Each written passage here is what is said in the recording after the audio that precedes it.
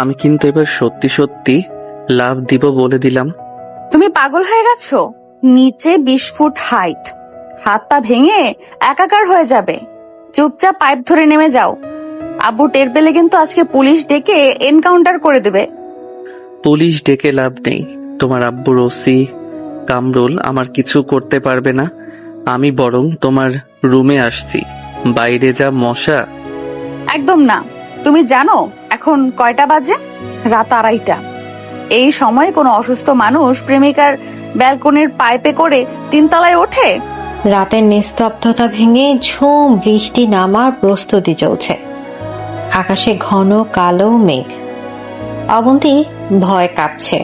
তার পরনে হালকা গোলাপি রঙের একটা পাতলা স্লিপিং গাউন। বাতাসে চুলগুলো উড়ছে। অর্ণব 3 তলার কার্নিস ধরে ঝুলে আছে। তার চোখে মুখে কোনো ভয়ের ছাপ নেই, বরং এক অদ্ভুত দুষ্টুমি খেলা করছে। দরজাটা একটু খোলো না জান, শীতে জমে যাচ্ছি। তোমার ওই পাতলা গাউনের কসম। আমি শুধু একটু জড়িয়ে ধরে ওম নিব, আর কিছু করব না। অসভ্য ছেলে, চোখ কোথায় তোমার? আমি দরজা খুলবো না, তুমি এক্ষুনি নামবে। ঠিক আছে, আমি তাহলে জোরে একটা চিল্লা দিয়ে বলি, ইউএনও সাহেবের মেয়ে আমাকে গভীর রাতে রুমে ডাকছে। অবন্তীর বুকের ভেতর ধক করে উঠল। অর্ণব যেই লেভেলের ঘাড় তেরা ছেলে, সে সত্যি সত্যি চিল্লাতে পারে। অবন্তী দ্রুত ব্যালকনির স্লাইডিং ডোরটা একটু ফাঁকা করে দিল। সুযোগ পেয়ে অর্ণব এক লাফে ভেতরে ঢুকে পড়ল। ঢুকেই সে অবন্তীকে শক্ত করে নিজের বুকের সাথে চেপে ধরল। অবন্তীর নরম শরীরটা অর্ণবের পেশিবহুল ভেজা বুকের সাথে মিশে গেল। ছাড়ো আমাকে, কেউ দেখে ফেলবে। এই রাত দুপুরে কে দেখবে? আর দেখলে দেখুক, গরিব বলে কি প্রেম করতে পারবো না? অর্ণব অবন্তীর ঘাড়ে মুখ গুজে গভীর ভাবে শ্বাস নিল। অবন্তীর পুরো শরীরে কাঁটা দিয়ে উঠল। অর্ণবের ভেজা শার্টের ঠান্ডা স্পর্শ আর তার শরীরের উষ্ণতায় অবন্তী যেন দিশেহারা হয়ে পড়ল। অর্ণবের হাত দুটো ধীরে ধীরে অবন্তীর কোমরের দিকে নেমে যাচ্ছে। তুমি কিন্তু কথা দিয়েছিলে শুধু জড়িয়ে ধরবে, হাত নিচে নামছে কেন? গরিবের কথা আর বড় লোকের প্রজেক্ট দুইটাই সময় মতো বদলায়। তুমি কি জানো এখন তোমাকে কতটা সুন্দর লাগছে? অবন্তী আর নিজেকে সামলাতে পারল না। সেও 2 হাত দিয়ে অর্ণবের গলা জড়িয়ে ধরল। অর্ণবের ঠোঁট অবন্তীর ঠোঁটের খুব কাছাকাছি চলে এলো। দুজনের শ্বাস প্রশ্বাস ভারী হয়ে আসছে। ঠিক এমন সময় হঠাৎ করেই অবন্তীর রুমের দরজায় প্রচন্ড জোরে ধাক্কা পড়ার শব্দ হলো। অবন্তী, দরজা খোলো। এত রাতে কার সাথে কথা বলছিস তুই? ইউএনও শফিকুর রহমানের ভারী গলা শুনে অর্ণব আর অবন্তী ছিটকে দূরে সরে গেল। অবন্তীর মনে হলো তার পায়ের নিচ থেকে মাটি সরে যাচ্ছে। আব্বু, মানে আমি তো ঘুমাচ্ছিলাম আব্বু। মিথ্যা বলবি না, আমি নিজের কানে শুনছি। দরজা খোল বলছি, নইলে দরজা ভেঙে ফেলবো। অবন্তী ভয়ে কাঁপতে কাঁপতে অর্ণবের দিকে তাকালো। অর্ণব ইশারা করলো তাকে বেলকনিতে লুকিয়ে পড়ার জন্য, কিন্তু শফিকুর রহমান আর অপেক্ষা করলেন না। পিয়ন জব্বারকে দিয়ে ধাক্কা দিয়ে দরজা ভেঙে ফেললেন তিনি। রুমে ঢুকে তার চোখ লাল হয়ে গেল।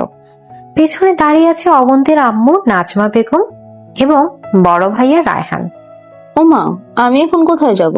আমার মেয়ের রুমে এই ছোট লোক ভিখারি ছেলেটা কি করে? তুই এত বড় সাহস পেলি কোথায় রে ফকিনের পুত? আমাদের বাড়িতে আমার বোনের রুমে তুই? রায়হান এগিয়ে এসে অর্ণবের কলার চেপে ধরল, কিন্তু অর্ণব একটু ভয় পেল না। সে শান্ত দৃষ্টিতে রায়হানের দিকে তাকিয়ে রইল। কলারটা ছাড়েন ভাইয়া, শার্টটা অনেক দাম দিয়ে কিনেছি। ছিঁড়ে গেলে ক্ষতিপূরণ কিন্তু আপনাকে দিতে হবে। চুপ কর বেয়াদব, তুই জানিস আমি কে? আমি এই উপজেলার ইউএনও। একটা কথায় তোকে গুম করে দিতে পারি। আব্বু প্লিজ, ওকে কিছু বলো না। দোষ ওর না, আমি ওকে আসতে বলেছিলাম। আমরা একে অপরকে ভালোবাসি। শফিকুর রহমান রাগে থরথর করে কাঁপতে লাগলেন। নিজের আদরের মেয়ের মুখের এমন কথা তিনি স্বপ্নেও আশা করেননি। তিনি সজোরে অবন্তীর গালে একটা চর বসিয়ে দিলেন। অবন্তী ছিটকে বিছানায় পড়ে গেল। গায়ে হাত তুলবেন না বলে দিচ্ছি, ওকে আমি ভালোবাসি। তোর মতো রাস্তার ভিখারের সাথে আমার মেয়ের ভালোবাসা? কালই আমি তোর নামে থানায় চুরির মামলা দেব। না নাজমা, মামলা দিলে কেলেঙ্কারি হবে। সবাই জেনে যাবে ইউএনও সাহেবের মেয়ে মাঝরাতে এক গরিব ছেলের সাথে রুমে ধরা পড়েছে। আমার মান সম্মান সব মাটিতে মিশে যাবে। তাহলে কি করবো আব্বু? পুলিশে না দিলে তো এই ব্যাটা মাথায় উঠবে। কাজী ডাক এখনই। পুরো রুম শান্ত হয়ে গেল। অবন্তী অবাক হয়ে বাবার দিকে তাকিয়ে আছে। অর্ণবও কিছুটা কনফিউজড। তুমি পাগল হয়ে গেছো? এই রাস্তার ছেলের সাথে আমার পরীর মতো মেয়ের বিয়ে দেব? সম্মান বাঁচাতে এছাড়া কোনো উপায় নেই। তবে বিয়ে করে এই ছেলে অবন্তীকে নিয়ে যেতে পারবে না। সে এই বাড়িতেই থাকবে, আমার বাড়িতে ঘর জামাই হয়ে। আমি দেখতে চাই গরিবের ভালোবাসা কতদিন টেকে। আমি ওর জীবন তেনা তেনা করে দিব। শফিকুর রহমানের কথায় এক ভয়ঙ্কর জেদ কাজ করছে। রাতের অন্ধকারে কাজী ডাকা হলো। ওসি কামরুল এসে উপস্থিত হলো সাক্ষী হিসেবে। অর্ণব আর অবন্তীর বিয়ে হয়ে গেল একদম চুপচাপ। বিয়ের পর সবাই চলে গেলে অবন্তীর রুমে শুধু অর্ণব আর অবন্তী রয়ে গেল। তুমি ঠিক আছো অর্ণব? আব্বু কিন্তু তোমাকে খুব অপমান করবে এবার। আরে ধুর, আমি কি ভয় পাই নাকি? বউ তো পেয়ে গেছি, এখন শ্বশুর বাড়ির ফ্রি খাওয়া আর থাকা, এর চেয়ে ভালো লাইফ আর কি হতে পারে? অর্ণব হো হো করে হেসে উঠল। অবন্তী বুঝতে পারছে না ছেলেটা এত কুল কিভাবে থাকে। তবে অবন্তী জানে না আগামীকাল সকাল থেকে বাড়িতে অর্ণবের জন্য কি ভয়ঙ্কর সব প্ল্যান তৈরি করে রেখেছে তার ভাইয়া রায়হান এবং আম্মু নাজমা বেগম। তবে একটা ব্যাপার খারাপ হলো। কি ব্যাপার? বিয়ে তো হয়ে গেল, কিন্তু বাসর রাতের আয়োজন তো কিছু হলো না। বিছানায় তো ফুলটুল কিছু নেই।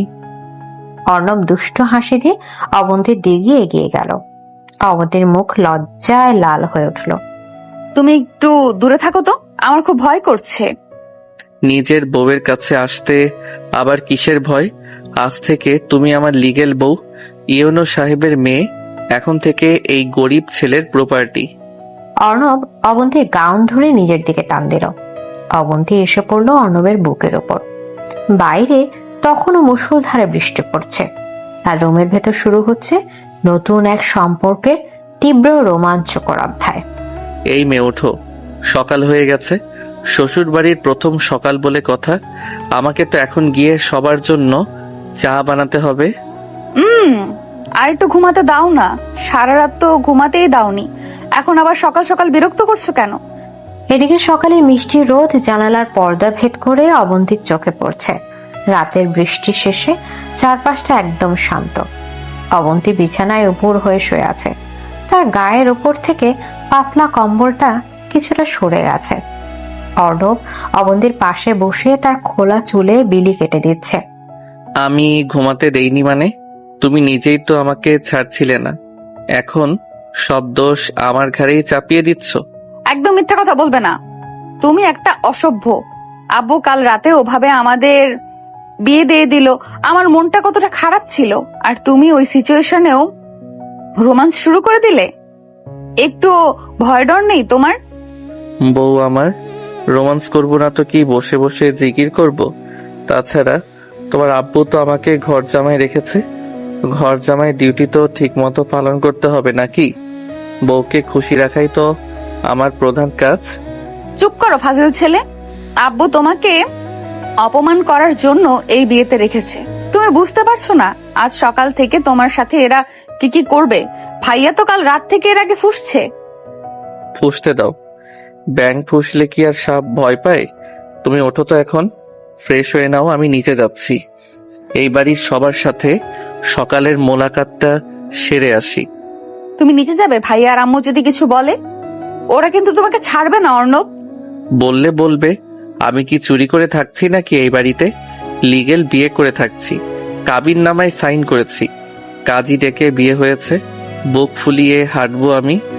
অর্ণব বিছানা থেকে উঠে দাঁড়ালো। অবন্তী উঠে বসে অর্ণবের হাত চেপে ধরল।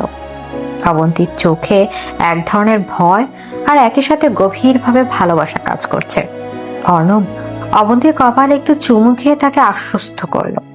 এরপর শার্টের বোতাম লাগাতে লাগাতে নিচে ডাইনিং স্পেসের দিকে পা বাড়ালো। এই রুবিনা, টেবিলে নাস্তা দিসনি কেন এখনো? তোদের কি কাজের কোনো খেয়াল আছে? সকাল 8টা বেজে গেছে। খালাম্মা, নাস্তা তো রেডি, কিন্তু ওই নতুন ভাইজান তো এখনো নিচে নামে নাই। ওনার জন্য কি ওয়েট করব? একদম চুপ। ওই ভিখারিকে তুই ভাইজান বলবি না। ও এই বাড়ির চাকরির চেয়ে অধম।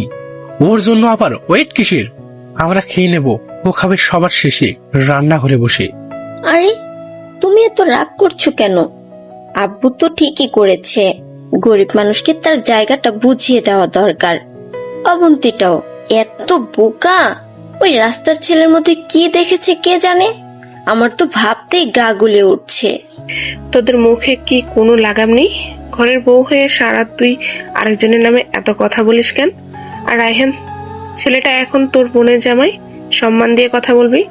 মানুষের সম্মান টাকায় মাপা যায় না। ডাইনিং টেবিলে এক বিশাল যুদ্ধ পরিস্থিতি বিরাজ করছে। শফিকুর রহমান খবরের কাগজ পড়ছেন আর মাঝে মাঝে গম্ভীর মুখে সবার কথা শুনছেন। এমন সময় অর্ণব সিঁড়ি বেয়ে নিচে নেমে এলো। তার মুখে এক গাল হাসি, মনে হচ্ছে সে কোনো 5 স্টার হোটেলে ছুটি কাটাতে এসেছে। Good morning everyone. শ্বশুর আব্বু কেমন আছেন? রাতে ঘুম ভালো হয়েছে তো? আমার বাড়িতে থেকে আমাকে জ্ঞান দিচ্ছ?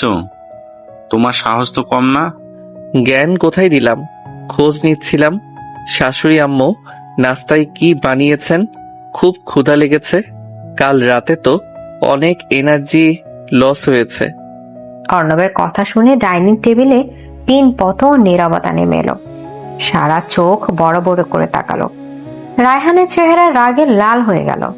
শফিকুর রহমান খবরের কাগজটা সজোরে টেবিলের উপর আছড়ে ফেললেন। তুই এত বড় কথা বলিস আমাদের সামনে? তোর এত সাহস কে দিল ফকিনীর পুত? সাহস আবার কে দিবে? নিজের বউয়ের সাথে রাতে এনার্জি লস করেছি, সেটা শাশুড়ি আম্মুকে বললাম। এতে দোষের কি হলো? আপনারা কি রাতে এনার্জি লস করেন না, নাকি আপনাদের সব এনার্জি শুধু রাগ দেখাতেই শেষ হয়ে যায়? ছেলেটা তো খুব রসিক আছে। আয় ভাই আয়, আমার পাশে এসে বস। তুই আমার পাশে বসে খাবি। আম্মা, আপনি ওকে প্রশ্রয় দিচ্ছেন কেন? এই ছোট লোকটা আমাদের মুখের উপর কথা বলছে আর আপনি হাসছেন। আরে রাগ তোর ছোট লোক। আমার নাতনি ওকে পছন্দ করে বিয়ে করেছে, এখন সে এই বাড়ির সদস্য। তাকে নাস্তা দে। আর কেউ একটা কথা বললে আমি কিন্তু ভালো করব না। না, এই বাড়িতে ও কোনো কাজ ছাড়া বসে বসে খেতে পারবে না। ও যদি খেতে চায় তবে এই বাড়ির কাজ করতে হবে। কাজ? আমি তো কাজ করতেই রাজি।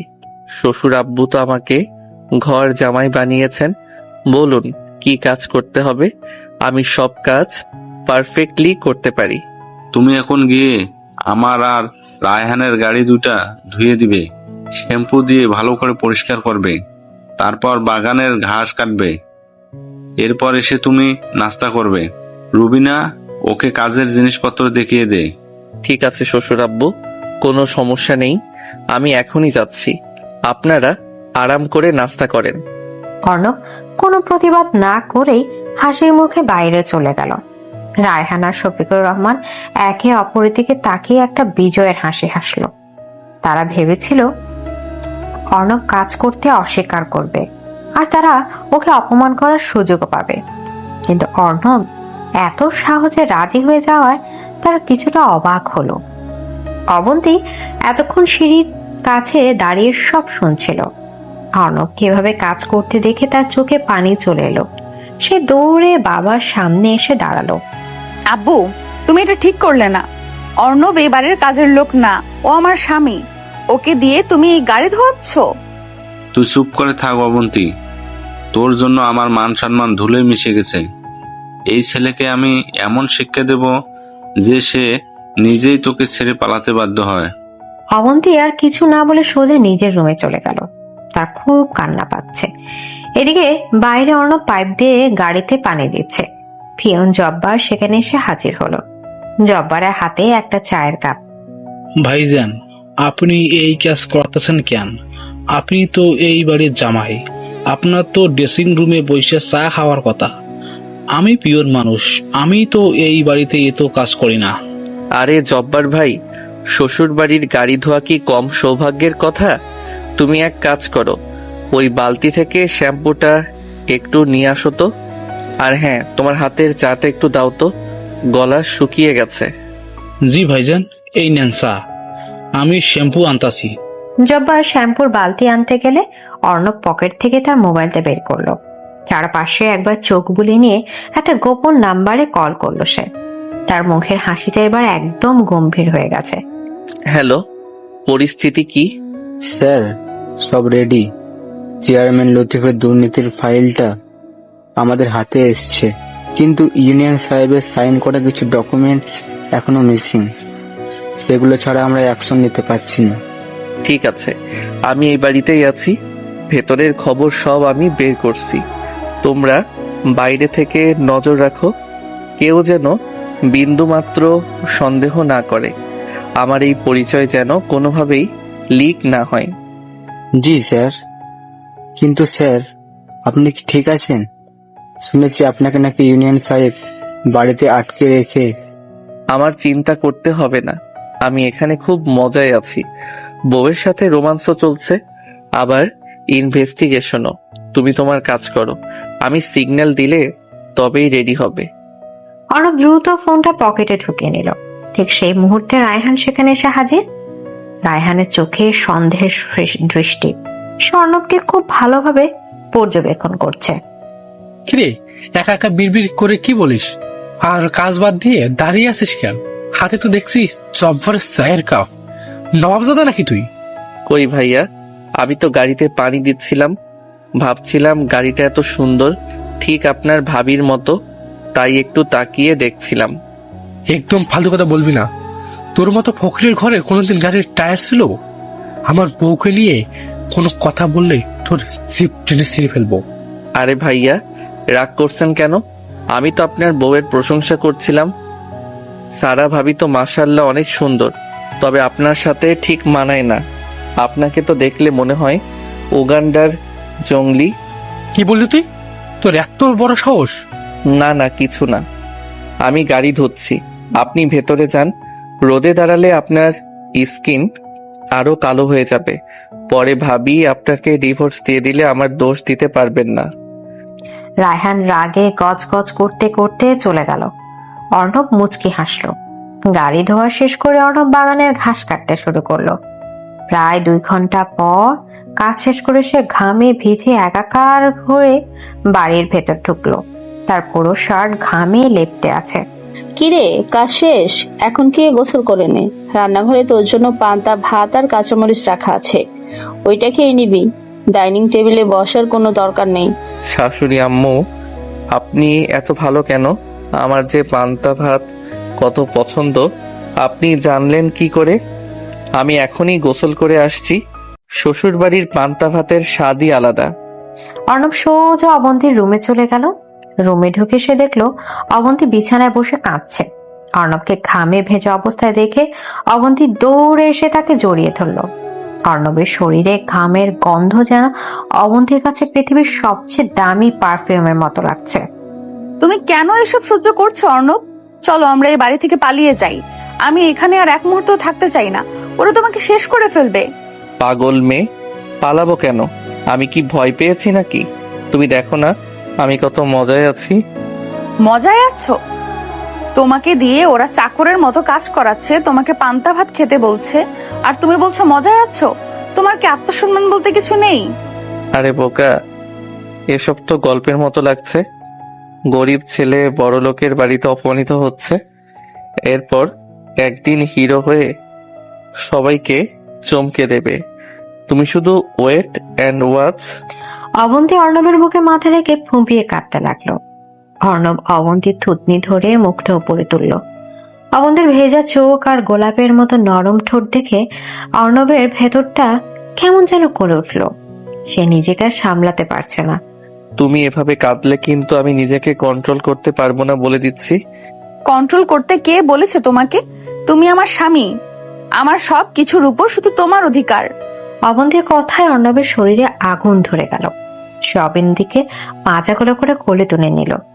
অবন্তী অর্ণবের ভেজা শার্টের কলার শক্ত করে চেপে ধরল। অর্ণব অবন্তীকে বিছানায় শুয়ে দিয়ে দরজার লকটা লাগিয়ে দিল। রুমের ভেতর পরিবেশটা মুহূর্তেই ভারী হয়ে উঠল। আজ কিন্তু আমি কোনো ছাড় দেব না অবন্তী। তোমার এই অহংকারী ফ্যামিলি আমাকে যতটা কষ্ট দিচ্ছে তার সব শোধ আমি তোমার উপর তুলব। আমি তো তোমার জন্যই অপেক্ষা করছি। তুমি আমাকে যত খুশি শাস্তি দিতে পারো, আমি তোমার সব শাস্তি মাথা পেতে নেব। অর্ণব আর কোনো কথা না বলে অবন্তীর ঠোঁটে নিজের ঠোঁট ডুবিয়ে দিল। অবন্তী চোখ বন্ধ করে সে গভীর চুম্বনে সাড়া দিল। অর্ণবের শক্ত হাত দুটো অবন্তীর শরীরে বিভিন্ন জায়গায় বিচরণ করতে শুরু করলো। অবন্তীর শরীর থেকে এক অদ্ভুত সুন্দর সুবাস বের হচ্ছে। অর্ণব ধীরে ধীরে অবন্তীর ঘাড়, গলা এবং কাঁধে তার উষ্ণ স্পর্শ বুলিয়ে দিতে লাগলো। অবন্তী উত্তেজনায় কাঁপছে। অর্ণব, তুমি এত পাগল কেন? আমাকে একটু নিঃশ্বাস নিতে দাও। এখন নিঃশ্বাস নেওয়ার সময় নেই, এখন শুধু আমার রাজত্ব চলবে। আজ আমি তোমাকে বোঝাবো গরিব ছেলের ভালোবাসা কতটা গভীর হতে পারে। দুপুরের কড়া রোদ জানালার কাঁচ ভেদ করে রুমের ভেতর পড়ছে, আর সেই রোদের আলোয় অর্ণব এবং অবন্তী এক তীব্র ভালোবাসার সাগরে ডুবে যাচ্ছে। দুজনের শরীর একাকার হয়ে গেছে। অবন্তীর নরম শরীর অর্ণবের পেশিবহুল শরীরে মিশে এক অদ্ভুত শিহরণ তৈরি করছে। বাইরের পৃথিবীর সমস্ত অপমান, ষড়যন্ত্র আর হিসাব নিকাশ যেন এই বদ্ধ ঘরের ভেতরে এসে থমকে গেছে। বেশ অনেকটা সময় পর তাদের এই ভালোবাসার খেলায় বাধা পড়ল। ও অবন্তী আপু, দরজা খোলেন, খালাম্মা আপনারে নিচে ডাকতেছে, তাড়াতাড়ি আসেন। রুবিনার ডাকে অর্ণব আর অবন্তী চমকে উঠল। অবন্তী দ্রুত নিজের পোশাক ঠিক করে নিল। অর্ণব একটা দীর্ঘশ্বাস ফেলে বিছানা থেকে উঠল। তার চোখে মুখে চরম বিরক্তি। এই রুবিনা মেয়েটার কোনো সেন্স নেই, ঠিক রোমান্সের মাঝখানেই এসে ডিস্টার্ব করে। ওকে একদিন ধরে এমন শিক্ষা দেব না। তুমি এখন বাথরুমে যাও, আমি দেখছি আম্মু কেন ডাকছে। তুমি ফ্রেশ হয়ে নিচে আসো। ঠিক আছে, কিন্তু আমাদের খেলা কিন্তু এখনো শেষ হয়নি। রাতে এর ডাবল সুদ আসল সহ উসুল করব। রেডি থেকো। অর্ণব চোখ টিপে বাথরুমে ঢুকে গেল। অবন্তী লজ্জা মাখা মুখে দরজা খুলে নিচে নামলো। ড্রয়িং রুমে সবাই বসা। খালামণি আর খালু এসেছে, তাদের সাথে রিয়াও আছে। রিয়া অবন্তীর খালাতো বোন। কি রে অবন্তী, শুনলাম তুই নাকি কোন রাস্তার ফকিরকে বিয়ে করেছিস। দুলাভাইয়ের সম্মানটা তুই এভাবেই শেষ করলি? আমাদের তো মুখ দেখানোর কোনো জায়গা রইল না। খালামণি, অর্ণব রাস্তার ফকির না, সে আমার স্বামী। তাকে সম্মান দিয়ে কথা বলো। আমি তাকে ভালোবেসে বিয়ে করেছি। ওমা, তুই দেখি এখনই স্বামীর জন্য পাগল হয়ে গেছিস। তা তোর স্বামী কোথায়? ডাক্তারকে দেখি একটু। কত বড় হিরো সেজে তা তোর মন চুরি করে নিল। এমন সময় অর্ণব গোসল শেষ করে নিচে নেমে এলো। তার পরনে একটা সাদা টি শার্ট আর কালো ট্রাউজার, ভেজা চুল আর ফ্রেশ লুক। রিয়া অর্ণবকে দেখে যেন হা হয়ে গেল। সে ভাবতেই পারেনি অবন্তীর জামাই এতটা হ্যান্ডসাম হবে। রিয়া চোখ যেন অর্ণবের উপর আটকে গেল। আসসালামু আলাইকুম খালামণি, কেমন আছেন? ওয়ালাইকুম আসসালাম। তা তুমি সেই গরিব ছেলে যে আমার দুলাভাইয়ের মেয়েকে ফাঁসিয়েছো? দেখতে তো একেবারে খারাপ না। ফাঁসিয়েছি বলবেন না খালামণি, ভালোবেসে বিয়ে করেছি। আর গরিব হলেও আমার মনটা কিন্তু অনেক বড়। হাই অর্ণব ভাইয়া, আমি রিয়া, অবন্তীর কাজিন। আপনি তো দেখতে দারুণ। হ্যালো রিয়া, তুমি তো দেখতে একদম নায়িকাদের মতো। তোমাকে তো সিনেমায় হিরোইন হিসেবে নেওয়া উচিত। অর্ণবের কথা শুনে রিয়ার গাল লজ্জায় লাল হয়ে গেল, কিন্তু অবন্তীর চোখ রাগে জ্বলে উঠল। নিজের স্বামীর মুখে অন্য মেয়ের প্রশংসা কোনো বউ সহ্য করতে পারে না। সে রাগে অর্ণবের দিকে তাকালো। তোমার পান্তা ভাত রান্নাঘরে রাখা আছে, গিয়ে খেয়ে নাও। এখানে ফালতু বকবক করতে হবে না, যাও এখান থেকে। আরে বউ, তুমি এত রেগে যাচ্ছ কেন? রিয়া তো তোমারই বোন। ঠিক আছে, আমি যাচ্ছি খেতে। অর্ণব হাসতে হাসতে রান্নাঘরের দিকে চলে গেল। রিয়া মুগ্ধ দৃষ্টিতে অর্ণবে যাওয়ার দিকে তাকিয়ে রইল। অবন্তী সেটা খেয়াল করে মনে মনে চরম বিরক্ত হলো। খালামণি, তুমি দেখো এই ছেলের কত বড় সাহস, আমাদের সামনে দাঁড়িয়ে আমাদেরই অপমান করে, আবার রিয়ার সাথে লাইন মারার চেষ্টা করছে। আসসালামু আলাইকুম আঙ্কেল, কেমন আছেন? ড্রয়িং রুমে হঠাৎ করে জুবাইরের প্রবেশ ঘটলো। জুবাইর হলো সেই ছেলে যার সাথে অবন্তীর বিয়ে দেওয়ার কথা ছিল শফিকুর রহমানের। জুবায়ের বিশাল বড়লোকের ছেলে এবং চরম অহংকারী। আরে জুবাইয়ের বাবা, এসো এসো, তুমি কেমন আছো? আমি ভালো আছি আঙ্কেল, কিন্তু শুনলাম অবন্তী নাকি কাকে বিয়ে করে ফেলছে। এটা কিভাবে সম্ভব? আমি তো ওকে ভালোবাসতাম। আপনি কথা দিয়েছিলেন অবন্তীর সাথে আমার বিয়ে দিয়ে দিবেন। আর বলো না বাবা, একটা ফকিরের পাল্লায় পড়ে আমার মেয়েটা নিজের জীবনটা নষ্ট করে দিল। আমরা তো লজ্জায় কাউকে মুখ দেখাতেই পাচ্ছি না। আঙ্কেল, এই ছেলেটাকে আপনি ঘাড় ধাক্কা দিয়ে বের করে দিন। আমি এখনো অবন্তীকে বিয়ে করতে রাজি আছি। ডিভোর্স পেপার রেডি করুন, আমি সাইন করিয়ে নিচ্ছি। অবন্তী জুবায়ের কথা শুনে রাগে ফেটে পড়ল। সে কিছু একটা বলতে যাবে, ঠিক তখনই রান্নাঘর থেকে অর্ণব কাঁচা মরিচ আর পান্তা ভাতের প্লেট হাতে নিয়ে ড্রয়িং রুমে হাজির হলো। অর্ণবের চোখ দুটো এখন আর স্বাভাবিক নেই, সেখানে চরম রাগ জল জল করছে। এই যে ভাই, অন্যের বউয়ের দিকে নজর দেওয়া কিন্তু খুব খারাপ অভ্যাস। চোখ কিন্তু আমি গেলে দেব বলে দিলাম। What, how dare you? তুমি জানো আমি কে? আমি জুবাইর চৌধুরী। তুমি আমার সামনে দাঁড়িয়ে কথা বলার যোগ্যতা রাখো না। তুমি যেই হও না কেন, আমার বউয়ের দিকে তাকালে আমি তোমাকে ডাইরেক্ট কবরে পাঠিয়ে দেব। এটা আমার প্রথম এবং শেষ ওয়ার্নিং। অর্ণব, তোমার সাহস তো দিন দিন বেড়েই যাচ্ছে। জুবাইরের সাথে এভাবে কথা বলছো? তুমি কি ভুলে গেছো তুমি এই বাড়ির চাকরের মতো আছো? শ্বশুর আব্বু, সম্মান দিলে সম্মান পাবেন। আমার বউয়ের সামনে অন্য একটা ছেলে তাকে বিয়ের প্রস্তাব দিচ্ছে, আর আমি চুপ করে পান্তা ভাত খাবো? এটা কি সিনেমা নাকি? আমি আপনার ঘর জামাই হতে পারি, কিন্তু বউয়ের ব্যাপারে আমি কাউকে ছাড় দেব না। অর্ণবের কথা শুনে পুরো ড্রয়িং রুম স্তব্ধ হয়ে গেল। জুবায়ের রাগে ফুঁসতে ফুঁসতে বাড়ি থেকে বেরিয়ে গেল। অবন্তী মনে মনে অর্ণবের সাহসের প্রশংসা করলো, কিন্তু শফিকুর রহমান আর রায়হান নতুন করে প্ল্যান আঁকতে শুরু করলো অর্ণবকে শিক্ষা দেওয়ার জন্য।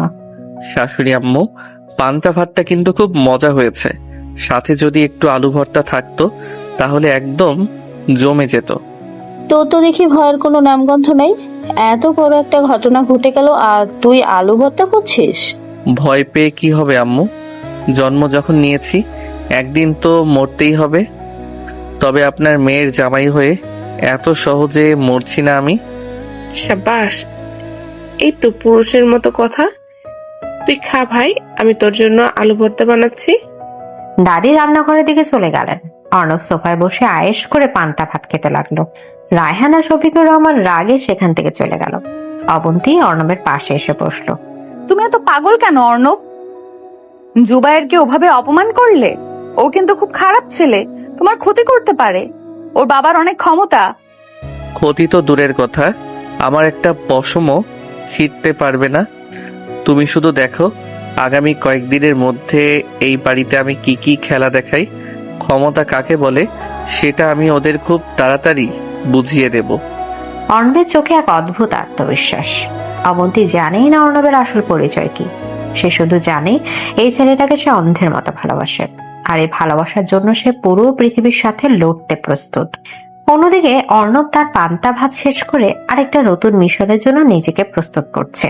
তার আসল লক্ষ্য শুধু অবন্তীর ভালোবাসা পাওয়া নয়, এই এলাকার সব দুর্নীতিবাজদের শেকড় উপড়ে ফেলা। আর সেই শুরুটা হবে এই ইউএনও বাংলো থেকেই।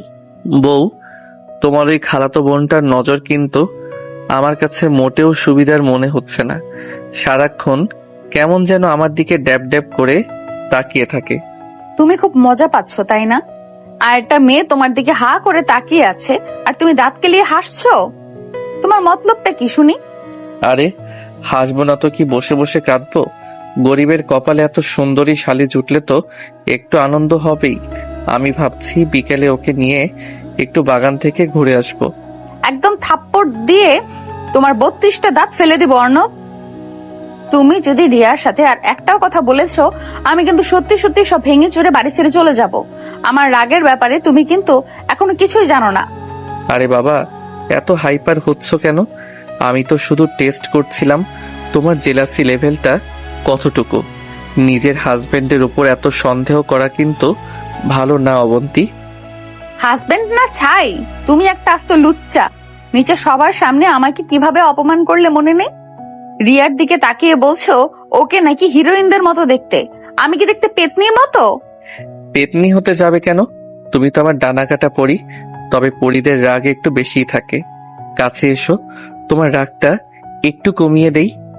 এদিকে দুপুরে খাওয়ার পর অবন্তী আর অর্ণব নিজেদের রুমে বসে কথা বলছে। অবন্তী রাগে গাল ফুলিয়ে বিছানার এক কোনায় বসে আছে।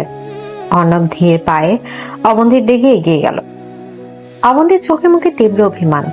অর্ণব কাছে গিয়ে অবন্তীর 2 হাত নিজের হাতের মুঠোয় নিয়ে নিল। এরপর খুব আলতো করে অবন্তীর কপালে একটা চুমু খেল। অবন্তীর রাগ মুহূর্তেই যেন পানি হয়ে গেল। অর্ণবের চোখের দিকে তাকালে অবন্তী নিজেকে একদমই সামলাতে পারে না। অর্ণবের চোখে এমন একটা নেশা আছে যে অবন্তীকে বারবার দুর্বল করে দেয়। তুমি খুব খারাপ অর্ণব। তুমি জানো আমাকে কিভাবে বশ করতে হয়, কিন্তু আম্মু আর ভাইয়া তোমাকে নিয়ে যে প্ল্যান করছে সেটা থেকে তুমি বাঁচবে কিভাবে? ওরা জুবায়েরকে আবার ডেকে আনবে। জুবাইর কেন? ওর বাপ আসলেও আমার কিচ্ছু করতে পারবে না। তুমি শুধু একটা জিনিস মনে রাখবে, তোমার স্বামী কোনো কাচের টুকরো না যে ধাক্কা লাগলেই ভেঙে যাবে। আমি অনেক শক্ত ধাতুর তৈরি। অর্ণব অবন্তীকে নিজের বুকের সাথে শক্ত করে জড়িয়ে ধরল। অবন্তী অর্ণবের বুকে মুখ লগিয়ে একটা শান্তির নিঃশ্বাস ফেলল। ঠিক এমন সময় দরজার সজোরে ধাক্কা পড়ার শব্দ হলো। অবন্তী, দরজা খোল। এই ভর দুপুরে তোরা দরজা বন্ধ করে কি করছিস? অবন্তী দ্রুত অর্ণবের কাছ থেকে সরে গিয়ে দরজা খুলে দিল। দরজার ওপাশে নাজমা বেগম আর সারা দাঁড়িয়ে আছে। সারার মুখে একটা কুটিল হাসি। কি ব্যাপার অবন্তী, নতুন বিয়ে হয়েছে বলে কি দিনরাত 24 ঘন্টা রোমান্স করতে হবে? নিচে যে এত কাজ পড়ে আছে সেগুলোর খেয়াল কে রাখবে? কিসের কাজ ভাবি? বাড়িতে কাজের লোক আছে, রুবিনা তো সব কাজ করছে। এই রুবিনা কি একলা সব পারবে নাকি? আর তোর এই নবাবজাদার স্বামী সারাদিন বসে বসে আমাদের অন্ন ধ্বংস করবে। এই ছোট লোকে দিগায় ডাকছেন শাশুড়ি আম্মু? বলুন আপনার এই গরিব জামাইয়ের জন্য নতুন কি অ্যাসাইনমেন্ট রেডি করেছেন? ফাজলামো করবি না আমার সাথে। এই নে বাজারের ব্যাগ আর ফর্দ। বাজার গিয়ে একদম তাজা রুই মাছ আর সবজি নিয়ে আসবি। আর শোন, রিক্সা করে যাওয়ার কোনো দরকার নেই, হেঁটে যাবি আর হেঁটে আসবি। আমার টাকা কি কাছে ধরে নাকি যে তোর রিক্সা ভাড়ায় উড়াই দিব? আর শোনো অর্ণব, আমার জন্য বাজার থেকে একটা ভালো ব্র্যান্ডের বডি লোশন নিয়ে আসবে। ভুলভাল কিছু আনলে কিন্তু তোমার খবর আছে। জি ভাবি, আপনি এত সুন্দর মানুষ, আপনার জন্য একদম দামি লোশনটাই নিয়ে আসবো। আর শাশুড়ি আম্মু, আপনি কোনো চিন্তা করবেন না, আমি হেঁটে শুধু বাজার কেন পুরো উপজেলা ঘুরে আসতে পারবো। অর্ণব হাসি মুখে বাজারে ব্যাগটা হাতে নিল। অবন্তীর রাগে কাঁপছে। তার স্বামীকে দিয়ে এরা বাজারে কুলি মজুরের মতো কাজ করাচ্ছে। এটা সে কিছুতেই মেনে নিতে পারছে না। কিন্তু অর্ণব চোখের ইশারা অবন্তীকে শান্ত থাকতে বলল। শাশুড়ি আম্মু, একটা কথা ছিল, আমি তো এদিকের বাজার ঠিক মতো চিনি না। আমি কি রিয়াকে সাথে নিয়ে যেতে পারি? রিয়া তো এদিকেই বড় হয়েছে। রিয়া কেন যাবে তোর সাথে বাজারে? তুই একটু ফকিন্নির পুত। তোর সাথে আমার বোনের মেয়ে বাজারে গেলে মানুষের কাছে সম্মান থাকবে? তুই একাই যা। মুখ দিয়ে তো বড় বড় কথা বলিস, এখন বাজার চিনতে পারবি কিনা কেন? ঠিক আছে আম্মু, আমি একাই যাচ্ছি। অর্ণব সিঁড়ি দিয়ে নিচে নেমে এলো। ড্রয়িং রুমে রিয়া বসে বসে ফোন টিপছে। অর্ণবকে বাজারে ব্যাগ হাতে দেখে সে অবাক হলো। ভাইয়া, আপনি বাজারে ব্যাগ হাতে কোথায় যাচ্ছেন? আর বলো না রিয়া, তোমার খালামণি আমাকে বাজারে পাঠালো, কিন্তু আমি তো এখানকার রাস্তাঘাট ঠিক মতো চিনি না। ভাবছিলাম তোমাকে সাথে নিয়ে যাব, কিন্তু গরিব মানুষের সাথে তো আর তোমার মতো বড় লোকের মেয়ে বাজারে যাবে না। কে বলেছে যাব না? আপনি দাঁড়ান ভাইয়া, আমি ওইনা গাড়ি দিয়ে এখনই আসছি। রিয়া দৌড়ে নিজের রুমে গিয়ে ওড়না নিয়ে আসলো। অর্ণব মনে মনে হাসলো। নাজমা বেগম আর অবন্তীকে জ্বালানোর জন্য এর চেয়ে ভালো সুযোগ আর হয় না। অর্ণব আর রিয়া একসাথে বাড়ি থেকে বের হয়ে বাজারের দিকে হাঁটতে শুরু করলো।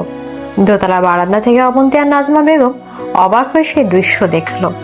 এই অবন্তী, দেখ তোর ফাজিল স্বামী আমার বোনের মেয়েকে কিভাবে পটিয়ে সাথে নিয়ে যাচ্ছে। আমি বলছিলাম না এই ছেলে চরম সুবিধাবাদী? তুমি তো ওকে বাজারে পাঠালে আম্মু। ও রাস্তা চেনে না তাই রিয়াকে নিয়ে নিয়েছে, এতে দোষের কি হলো? অবন্তী মুখে শক্ত কথা বললেও ভেতরে ভেতরে সে চরম জ্বলছে। রিয়ার সাথে অর্ণবকে এতক্ষণ হাসি খুশি কথা বলতে দেখে তার মাথা খারাপ হওয়ার জোগাড়। এদিকে বাজারের রাস্তায় অর্ণব আর রিয়া হাঁটছে। জানেন অর্ণব ভাইয়া, আপনাকে প্রথমবার দেখে আমার খুব পছন্দ হয়েছিল।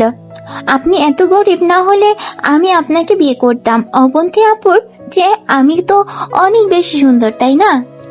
অবশ্যই তুমি সুন্দর রিয়া, কিন্তু ভাগ্য তো আর সবার একরকম হয় না। অবন্তী আমাকে ভালোবেসেছে, তাই আমি ওর কাছেই ধরা দিয়েছি। তবে তোমার মতো মেয়ে যে কাউকে পাগল করতে পারে। অর্ণবের প্রশংসায় রিয়া গলে পানি হয়ে গেল। বাজারে পৌঁছানোর পর রিয়া একটা দোকানে দাঁড়িয়ে ফুচকা খেতে লাগলো। এই সুযোগে অর্ণব একটু দূরে গিয়ে দাঁড়ালো। সেখানে আগে থেকেই ফাহিম অপেক্ষা করছিল। ফাহিম অর্ণবের গ্রামের বন্ধু। কি রে দোস্ত, তুই তো দেখি পুরো ঘর জামের ডিউটি পালন করছিস। বাজারে ব্যাগ হাতে তোকে চরম লাগছে। তুই ফালতু বকা বাদ দে তো ফাহিম, আমি যে কাজটা দিয়েছিলাম সেটার কত দূর? দোস্ত, চেয়ারম্যান লতিফ কাল রাতেও 2 ট্রাক ভেজাল সার তার গোপন গুদামে ঢুকিয়েছে। আমি নিজের চোখে দেখেছি। তুই সিগন্যাল দিলেই আমি পুলিশের বড় কর্তাদের খবর দিতে পারি। না ফাহিম, এখনই কোনো পুলিশকে খবর দিবি না। এখানকার ওসি কামরুল চেয়ারম্যানের পকেটের লোক, সে খবর পেলে চেয়ারম্যানকে অ্যালার্ট করে দেবে। আমি সঠিক প্রমাণ হাতে না পাওয়া পর্যন্ত তুই চুপ থাকবি। আর আমার শ্বশুর শফিকুর রহমানের সাথে চেয়ারম্যানের কোনো কানেকশন আছে কিনা সেটা খুঁজে বের কর। ঠিক আছে দোস্ত, তুই সাবধানে থাকিস। শ্বশুরবাড়ির লোকজন তোকে যা অত্যাচার করছে শুনলাম, আমি হলে কবেই পালিয়ে যেতাম। পালাবো কেন? খেলা তো মাত্র শুরু। তুই নজর রাখ, আমি তোকে পরে ফোন করব। অর্ণব দ্রুত ফাহিমের কাছ থেকে বিদায় নিয়ে রিয়ার কাছে ফিরে এলো। বাজার শেষ করে তারা বাড়িতে ফিরল। ড্রয়িং রুমে ঢুকতে দেখা গেল রায়হান আর শফিকুর রহমান বসে আছে, সাথে লোকাল থানার ওসি কামরুলও বসা। এতক্ষণ লাগে একটা সামান্য বাজার করতে? তুই কি বাজারে গিয়ে ঘুমিয়ে পড়ছিলি? ঘুমাবো কেন ভাইয়া, রিয়ার সাথে ছিল তো, তাই ওকে একটু ফুচকা খাওয়ালাম। আর আপনার ওই স্পেশাল বাজারের লিস্ট তো অনেক লম্বা ছিল, তাই সময় লেগেছে। বেশি কথা বলবি না বেয়াদব। বাজারগুলো রান্নাঘরে দিয়ে আয়, আর ওসি সাহেবের জন্য ভালো করে 1 কাপ চা বানিয়ে নিয়ে আয়। অর্ণব বাজারে ব্যাগ রান্নাঘরে রেখে চা বানাতে লাগলো। ওসি কামরুল শফিকুর রহমানের দিকে তাকিয়ে একটা বাঁকা হাসি দিল। স্যার, আপনার এই নতুন জামাই দেখছি পুরো প্যাকেজ। দেখতেও ভালো, আবার বাড়ির সব কাজ করতেও পারে। এমন কাজের লোক আজকাল টাকা দিয়েও পাওয়া যায় না। আর বলবেন না কামরুল সাহেব, এই ছোট লোকটার জন্য আমার মান সম্মান পুরো মাটির সাথে মিশে গেছে। আমি ওকে এমন শিক্ষা দিচ্ছি যে ও খুব তাড়াতাড়ি অবন্তীকে তালাক দিয়ে এই বাড়ি থেকে পালাবে। অর্ণব চায়ের ট্রে হাতে নিয়ে ড্রয়িং রুমে এলো। ওসি কামরুলের সামনে চায়ের কাপটা খুব সাবধানে নামিয়ে রাখলো। এই ছেলে শোনো, তুমি তো দেখি খুব চালাক। ইউনুস সাহেবের মেয়েকে ফাঁদে ফেলে বিয়ে করেছো। তুমি জানো আমি কে? আমি এই এলাকার ওসি। আমি চাইলে তোমাকে এক্ষুনি অ্যারেস্ট করে রিমান্ডে নিয়ে হাড্ডি গুঁড়ো করে দিতে পারি। আমাকে অ্যারেস্ট করবেন স্যার? কেন স্যার? আমি তো কোনো অপরাধ করিনি। নিজের বউকে ভালোবেসে বিয়ে করেছি। বাংলাদেশের আইনে কি ভালোবেসে বিয়ে করা কোনো অপরাধ? আর তাছাড়া বিনা ওয়ারেন্টে তো পুলিশ কাউকে অ্যারেস্ট করতে পারে না, তাই না স্যার? অর্ণবের মুখে আইনের কথা শুনে ওসি কামরুল কিছুটা থতমত খেয়ে গেল। একটা সাধারণ গরিব ছেলে এত জোর গলা আইনের কথা বলছে, এটা সে আশা করেনি। তুমি আমাকে আইনের ভয় দেখাচ্ছ? 2 টাকার গরিব ছেলে তুমি, তোমার এত বড় সাহস? আমি গরিব হতে পারি স্যার, কিন্তু বোকা না। আপনি আরাম করে চা খান, শ্বশুরবাড়ির চা মিস করবেন না। আমি বরং ভেতরে যাই। আমার বউ আবার আমাকে ছাড়া এক মুহূর্ত থাকতে পারে না। অর্ণব একটা তাচ্ছিলেন হাসিতে ভেতরে চলে গেল। ওসি কামরুল অবাক হয়ে শফিকুর রহমানের দিকে তাকাল। এই ছেলের চোখের দৃষ্টিতে এমন কিছু একটা ছিল যা তাকে কয়েক সেকেন্ডের জন্য হলেও ভয় পাইয়ে দিয়েছিল।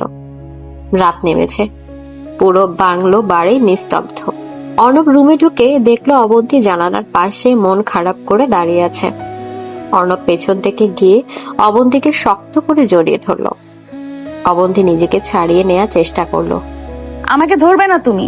তুমি রিয়ার সাথে যাও, সারাদিন তো ওর সাথে এই ফষ্টি করলে। তুমি এত বোকা কেন অবন্তী? তুমি কি বোঝো না আমি ওদের রাগানোর জন্যই রিয়ার সাথে ভালো ব্যবহার করছি?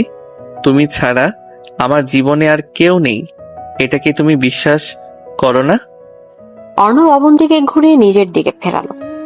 অবন্তীর চোখে জল টলমল করছে। অর্ণব নিজের আঙুল দিয়ে অবন্তীর চোখের পানি মুছে দিল। অবন্তীর নরম গালটা অর্ণবের হাতের স্পর্শে কিছুটা গরম হয়ে উঠল। আমি তোমাকে অনেক ভালোবাসি অর্ণব, কিন্তু এই বাড়িতে তোমার এত অপমান আমি সহ্য করতে পারছি না, আমার খুব কষ্ট হয়। কোনো কষ্ট হবে না বউ, তুমি শুধু আমার উপর বিশ্বাস রাখো, আমি সব ঠিক করে দেব। অর্ণব ধীরে ধীরে অবন্তীর ঠোঁটের খুব কাছে চলে এলো। অবন্তী চোখ বন্ধ করে নিল। অর্ণবের উষ্ণ শ্বাস অবন্তীর মুখে পড়ছে। অর্ণব গভীর ভাবে অবন্তীর ঠোঁটে চুমু খেল। এই চুমুনে কোনো তাড়াহুড়া নেই, আছে গভীর এক ভালোবাসা আর অধিকার বোধ। অবন্তী 2 হাত দিয়ে অর্ণবের গলা জড়িয়ে ধরল। অর্ণব অবন্তীকে পাজা গোলা করে কোলে তুলে নিল এবং বিছানার দিকে এগিয়ে গেল। রুমের ম্লান আলোয় দুজনের শরীর যেন এক ছন্দে মিলেমিশে একাকার হয়ে যাচ্ছে। অর্ণবের প্রতিটি স্পর্শে অবন্তীর শরীরে শিহরণ যাচ্ছে। অবন্তীর পাতলা শাড়ির আঁচল কখন যে মেঝেতে লুটিয়ে পড়েছে সেদিকে দুজনের কারোই খেয়াল নেই। অর্ণব অবন্তীর ঘাড়ে, গলা এবং কানে গভীর চুম্বনের দাগ এগে দিচ্ছে। অবন্তী উত্তেজনা অর্ণবের চুল শক্ত করে চেপে ধরল। অর্ণব, তুমি আমাকে পাগল করে দিচ্ছ। পাগল তো আমি হয়েছি তোমার এই রূপ দেখে। তুমি জানো না আজ রাতে তুমি আমার কতটা কাছাকাছি আছো। রাতের নিস্তব্ধতা ভেঙে শুধু দুজনের ভারী নিঃশ্বাসের শব্দ শোনা যাচ্ছে। বাইরের পৃথিবীর সমস্ত অপমান, ষড়যন্ত্র সবকিছু যেন এই বদ্ধ ঘরের 4 দেয়ালের বাইরে আটকে আছে। অর্ণব এবং অবন্তী এক তীব্র শারীরিক এবং মানসিক ভালোবাসার সাগরে ডুবে গেল। পরদিন সকাল। অর্ণব বেশ ফুরফুরে মেজাজে নিচে নামলো। আজ তার শ্বশুরবাড়ি থাকা 3য় দিন। সে জানে আজ নতুন কোনো অপমানের প্ল্যান রেডি করা আছে। ড্রয়িং রুমে রায়হান আর সারা বসে চা খাচ্ছে। দাদি এক কোণায় বসে পান চেবাচ্ছেন। এই অর্ণব, তুমি এত দেরি করে ঘুম থেকে ওঠো কেন? তুমি জানো না এই বাড়িতে কাজের লোকের এত দেরি করে ওঠার নিয়ম নেই? কাজের লোক কোথায় ভাবি, আমি তো এই বাড়ির আদরের জামাই। আর তাছাড়া কাল রাতে যা ধকল গেছে, সকালে তো একটু ঘুম আসতেই পারে। অর্ণবের কথা শুনে সারা লজ্জায় লাল হয়ে গেল। রায়হান রাগে হাতে চায়ের কাপটা টেবিলে আছড়ে রাখলো। ফাজলামো করিস আমার বউয়ের সাথে? তোর মুখটা আমি আজ সেলাই করে দেবো। আরে ভাইয়া, আপনি এত রেগে যান কেন? আমি তো সত্যি কথাই বললাম। আপনারা কি রাতে ধকল নেন না, নাকি আপনারা শুধু ঝগড়াই করেন? আমার নাচ জামাইটা এক পিস জিনিসের বটে। একদম ঠিক কথা বলেছিস ভাই। এই রায়হান আর সারা তো সারা দিন খালি একে অপরের সাথে চিল্লাচিল্লি করে, ভালোবাসাবাসি করার তো সময় পাই না। দাদি, তুমি কিন্তু ওকে বেশি প্রশ্রয় দিচ্ছ। ওকে আজ আমি একটা কাজ দেবো, দেখি ও কিভাবে করে। বলুন ভাইয়া, কি কাজ? আপনার জন্য আমি সব করতে রাজি। আমাদের বাগানের পেছনে যে পুরনো পুকুরটা আছে, ওটা সব কচুরিপানা পরিষ্কার করতে হবে একা হাতে। কোনো কাজের লোকের সাহায্য নিতে পারবি না। দুপুরের মধ্যে কাজ শেষ না হলে আজকে তোর কোনো খাবার জুটবে না। রায়হানের মুখে একটা পৈশাচিক হাসি। এ পুকুরে কচি ভরুই পানা পরিষ্কার করা একজন মানুষের পক্ষে সারা দুনিয়াও সম্ভব না। উপরন্তু পুকুরে অনেক জোক আর সাপ আছে। সারাও রায়হানের কথা সায় দিয়ে হাসতে লাগলো।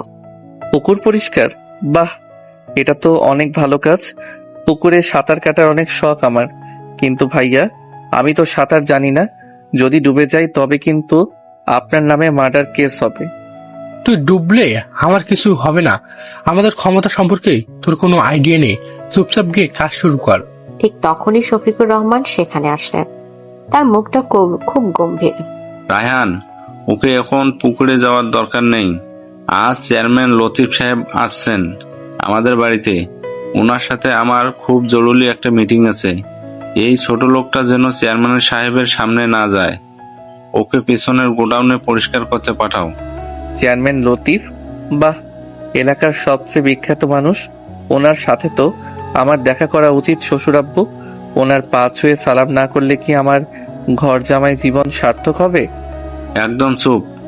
তুই ওই গোডাউনে গিয়ে পড়ে থাকবি। চেয়ারম্যান সাহেব যেন ঘুণক্ষর না জানতে পারে। যে তুই আমার মেয়েকে বিয়ে করছিস, নইলে আমার মান সম্মান সব শেষ হয়ে যাবে। অর্ণবের মুখে এক চিলতে রহস্যময় হাসি ফুটে উঠল। চেয়ারম্যান লতিফ এই বাড়িতে আসছে, এর মানে তার আর শফিকুর রহমানের মধ্যে কোনো বড় ডিল হতে যাচ্ছে। এই সুযোগটাই অর্ণব এতদিন খুঁজছিল। সে মাথা নেড়ে গোডাউনের দিকে যাওয়ার ভান করলো, কিন্তু তার মাথায় এখন অন্য এক ভয়ঙ্কর প্ল্যান ঘুরপাক খাচ্ছে। বাহ, চেয়ারম্যান লতিফ সাহেব তো দেখি পুরো 1 বস্তা টাকা নিয়ে হাজির। শ্বশুর আব্বুর তো আজকে ঈদ লেগে গেছে। দোস্ত, তুই কি কিছু বলতে পারছিস? আমি কিন্তু বাইরে রেডি আছি। তুই একদম চুপ থাক ফাহিম। আমি গোডাউনের ভেন্টিলেটর দিয়ে সব দেখছি। ড্রয়িং রুমের সোফায় ওরা বসে আছে, আমি আমার ফোন দিয়ে ভিডিও রেকর্ড করছি। তুই শুধু ওই সার বোঝাই ট্রাকগুলোর দিকে নজর রাখ। একটা ট্রাকও যেন এই উপজেলা থেকে বাইরে যেতে না পারে। ঠিক আছে দোস্ত, তুই ধরা পড়ে যাস না আবার। শ্বশুরবাড়ির লোকজন এমনিতেই তোর ওপর ক্ষেপে আছে। গরিবের ছেলে এত সহজে ধরা পড়ে না, তুই ফোন রাখ। এদিকে গোডাউনের অন্ধকার একটা কোনায় দাঁড়িয়ে অর্ণব ভেন্টিলেটরে ফাঁক দিয়ে ড্রয়িং রুমের দিকে নজর রাখছে। ড্রয়িং রুমে শফিকুর রহমান, রায়হান আর চেয়ারম্যান লতিফ বসে আছে। টেবিলের উপর একটা কালো রঙের ব্রিফকেস রাখা। শফিক সাহেব, এই যে এখানে 20 লাখ টাকা আছে, একদম ক্যাশ। নতুন ডিসি স্যার জয়েন করার আগেই আমাদের এই স্যারের চালানটা ক্লিয়ার করতে হবে। আপনি শুধু ফাইলে একটা সাইন করে দিন। কিন্তু লতিফ সাহেব, নতুন ডিসি নাকি খুব কড়া মানুষ। সে যদি কোনোভাবে টের পায় যে আমরা ভেজাল সার গোডাউনে রাখছি, তাহলে তো আমার চাকরি নিয়ে টানাটানি পড়বে। আরে আব্বু, তুমি এত ভয় পাচ্ছ কেন? নতুন ডিসি তো এখন আসেই, আর আসলেও তাকে আমরা ম্যানেজ করে নেব। তুমি সাইন করে দাও, এই সুযোগ তো বারবার আসবে না। ঠিক বলেছেন রায়হান সাহেব, টাকা দিয়ে দুনিয়ার সব কেনা যায়, আর ওই ডিসি তো কোনো ছাড়। আপনি সাইনটা করুন, বাকিটা আমি আর ওসি কামরুল দেখে নেব। ঠিক আছে, আমি সাইন করে দিচ্ছি, তবে কাজটা খুব সাবধানে করতে হবে। ওসি কামরুলকে বলে দেবেন সে যেন আজ রাতেই ট্রাকগুলো পাহারায় থাকে। সে আপনাকে ভাবতে হবে না, কামরুল আমার হাতের মুঠোয়। এই নিন ফাইল। সাইনটা করে দিন শ্বশুর আব্বু। এই সাইনটাই তো আপনাকে সোজা স্ত্রী ঘরে পাঠাবে। আমি শুধু সঠিক সময়ের অপেক্ষা করছি। অর্ণব, তুমি এখানে কি করছো? আরে তুমি এখানে এত অন্ধকার, তুমি কেন আসলে? কেউ দেখলে তো সর্বনাশ হবে। তুমি আব্বু আর চেয়ারম্যান আঙ্কেলের কথা আড়ি পেতে শুনছো? তুমি কি পাগল হয়েছো? ভাইয়া দেখলে তোমাকে আজ মেরেই ফেলবে। চলো এখান থেকে। আরে দাঁড়াও না বউ, এত সুন্দর একটা সিনেমা চলছে, একটু দেখতে দাও। তোমার আব্বু তো দেখি ফাটাফাটি ঘুষ খায়। 20 লাখ টাকা ভাবা যায়? তোমার আব্বু তো পুরো কোটিপতি। তুমি চুপ করবে অর্ণব? আব্বুর নামে এসব কথা বলবে না। তুমি তো জানো না ওরা কতটা ভয়ঙ্কর। তুমি আমার সাথে এখন চলো বলছি। যাবো তো, তবে তার আগে একটা জিনিস দিতে হবে। কি জিনিস? এই অন্ধকারে বউকে একা পেয়েছি, একটা হাম্পি তো পাওনা হয়েই যায়। আমি সেই কখন থেকে গোডাউনে বসে আছি, আমার কষ্ট হচ্ছে না? অসভ্য ছেলে, মানুষের জান যায় যায় অবস্থা, আর ওনার রোম্যান্স পেয়েছে। একদম কাছে আসবে না বলে দিলাম। আমি কাছে না গেলে তুমি আমার কাছে আসবে। গরিবের রোমান্সের পাওয়ার তুমি এখনো বোঝনি অবন্তী। আমি কিন্তু ছাড়বো না। গোডাউনের আবছা অন্ধকার অর্ণব অবন্তীকে দেয়ালের সাথে চেপে ধরল। অবন্তী ভাওয়ায় আর উত্তেজনায় কাঁপছে। অর্ণব অবন্তীর কোমরে হাত রেখে তাকে নিজের দিকে টেনে নিল। অবন্তীর নরম ঠোঁটে অর্ণব আলতো করে একটা চুমু খেলো। অবন্তী বাধা দেওয়ার চেষ্টা করেও পারল না। কেউ চলে আসবে অর্ণব, ছাড়ো আমাকে। আসুক, আসলে বলবে আমি আমার বউয়ের সাথে প্রেম করছি, এতে দোষের তো কিছু নেই। কাবিন করা বউ আমার। তুমি আসলে একটা পাগল। আচ্ছা হয়েছে, এবার চলো, আম্মু আমাকে খুঁজছে। ঠিক আছে চলো, তবে তোমার আব্বুর এই ঘুষের টাকাটা আমি হজম হতে দেব না বলে দিলাম। তুমি আবার কি নতুন ঝামেলা পাকাবে? দয়া করে শান্ত থাকো অর্ণব, আমি চাই না তোমার কোনো ক্ষতি হোক। দুপুরবেলা ডাইনিং টেবিলে এলাহি আয়োজন। চেয়ারম্যান লতিফ খেতে বসেছেন, সাথে শফিকুর রহমান, রায়হান আর নাজমা বেগম। অর্ণবকে বাধ্য করা হয়েছে তাদের খাবার বেড়ে দেওয়ার জন্য। অর্ণব খুব শান্তভাবে খাবার পেতে ভাত আর মাংস তুলে দিচ্ছে। তা শফিক সাহেব, এই ছেলেটাকে আগে তো কখনো দেখিনি। ওকে নতুন কাজের লোক রেখেছেন নাকি? হ্যাঁ লতিফ সাহেব, গ্রাম থেকে ধরে এনেছি। খুব গরিব মানুষ, খেতে পারতো না, তাই এখানে রেখেছি টুকটাক কাজ করার জন্য। তা তো দেখতেই পাচ্ছি, চেহারা দেখেই তো বোঝা যাচ্ছে আজ তো একটা ছোট লোক। এই ছেলে, আমাকে আর একটু মাংস দাও তো। আর শোনো, ভালো করে কাজ করবে। ইউএনও সাহেবের বাড়িতে কাজ পেয়েছো, তোমার তো ভাগ্য খুলে গেছে। ভাগ্য তো সবারই খোলে চেয়ারম্যান সাহেব। কেউ সৎ পথে থেকে ভাগ্য খোলে, আর কেউ ভেজাল সার বেচে গরিব কৃষকের পেটে লাথি মেরে ভাগ্য খোলে, তাই না চেয়ারম্যান সাহেব? অর্ণবের কথা শুনে ডাইনিং টেবিলে সবাই স্তব্ধ হয়ে গেল। চেয়ারম্যান লতিফের মুখে গ্রাস আটকে গেল। শফিকুর রহমান রাগে কাঁপতে শুরু করলেন। রায়হান উঠে দাঁড়িয়ে অর্ণবের কলার চেপে ধরল। তুই এত বড় কথা বলিস? তুই জানিস কার সামনে দাঁড়িয়ে কথা বলছিস? কলারটা ছাড়েন ভাইয়া, আমি তো শুধু একটা সত্য কথা বললাম, এতে এত রেগে যাওয়ার কি আছে? আর চেয়ারম্যান সাহেব তো অনেক বড় মানুষ, উনি নিশ্চয়ই আমার মতো গরিব মানুষের কথায় রাগ করবেন না। শফিক সাহেব, আপনার কাজের লোকের তো দেখি অনেক সাহস। সে আমাকে ভেজাল সার নিয়ে কথা শোনায়। ওকে এখনই পুলিশে দিন। তুমি এত বড় বেয়াদব হয়েছো অর্ণব? তুমি চেয়ারম্যান সাহেবের অপমান করছো, আমার বাড়িতে বসে আমার মেহমানকে কথা শোনাচ্ছ। আমি কোথায় অপমান করলাম শ্বশুর আব্বু? আমি তো জাস্ট একটা জেনারেল কথা বললাম। আর চেয়ারম্যান সাহেব, আপনি তো অনেক জ্ঞানী মানুষ, আপনি বলুন গরিবের হক মেরে খাওয়া কি ঠিক? তুই আমাকে জ্ঞান দিচ্ছিস? রাস্তার কুকুর, ওসি কামরুলকে ফোন করুন। শফিক সাহেব, এই ছেলেকে আমি আজ জেলের ভাত খাওয়াবো। ওর হাড্ডি আমি গুঁড়ো করে দেব। জেলের ভাত তো আমাকে খাওয়াবেন, কিন্তু ওই 20 লাখ টাকার হিসেবটা কে দেবে চেয়ারম্যান সাহেব? ওই টাকাটা তো টেবিলের উপরেই রাখা ছিল। অর্ণবের মুখে 20 লাখ টাকার কথা শুনে লতিফ এবং শফিকুর রহমান দুজনেরই মুখ ফ্যাকাশে হয়ে গেল। তারা একে অপরের দিকে আতঙ্কিত চোখে তাকালো। রায়হান কলার ছেড়ে দিয়ে কয়েক কদম পিছিয়ে গেল। তুই এসব কি আজে বাজে বকছিস? কিসের 20 লাখ টাকা? তুই পাগল হয়েছিস?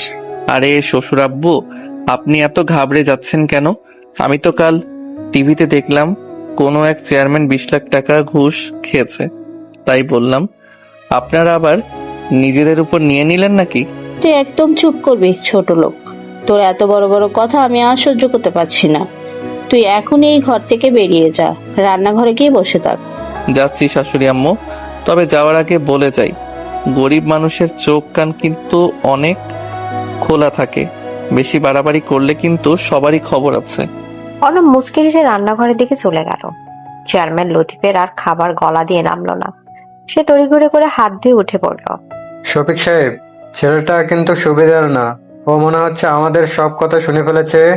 ওকে এখানে রাখা মোটেও ঠিক হবে না। ও বাইরে মুখ খুললে আমাদের সর্বনাশ হয়ে যাবে। আপনি চিন্তা করবেন না লতিফ সাহেব, আমি আজই ওর একটা পার্মানেন্ট ব্যবস্থা করছি। ওকে আমি এমন জায়গা পাঠাবো যেখান থেকে ও জীবনও ফিরে আসতে পারবে না। আব্বু, ওকে আর সময় দেওয়া যাবে না। আজ রাতেই ওকে ফিনিশ করে দিতে হবে। আমি আমার লোক রেডি করেছি, ওকে বস্তায় ভরে নদীতে ফেলে দেব। বিকেলে বাড়ির পেছনের বাগানে অর্ণব গাছের শুকনো পাতা পরিষ্কার করছে। রিয়া সেজেগুজে সেখানে এসে হাজির। রিয়ার পরনে একটা লাল শাড়ি, চুলগুলো খোলা। সে ইচ্ছে করে অর্ণবের আশেপাশে ঘুরঘুর করছে। অর্ণব ভাইয়া, আপনি তো কষ্ট করে কাজ করছেন, আপনার কি একটু হাঁপ লাগছে না? আমাকে বলুন, আমি একটু সাহায্য করি। হাফ তো লাগবেই রিয়া, তবে তোমার মতো সুন্দরী মেয়ের সামনে থাকলে তো সব কষ্ট এমনিতেই দূর হয়ে যায়।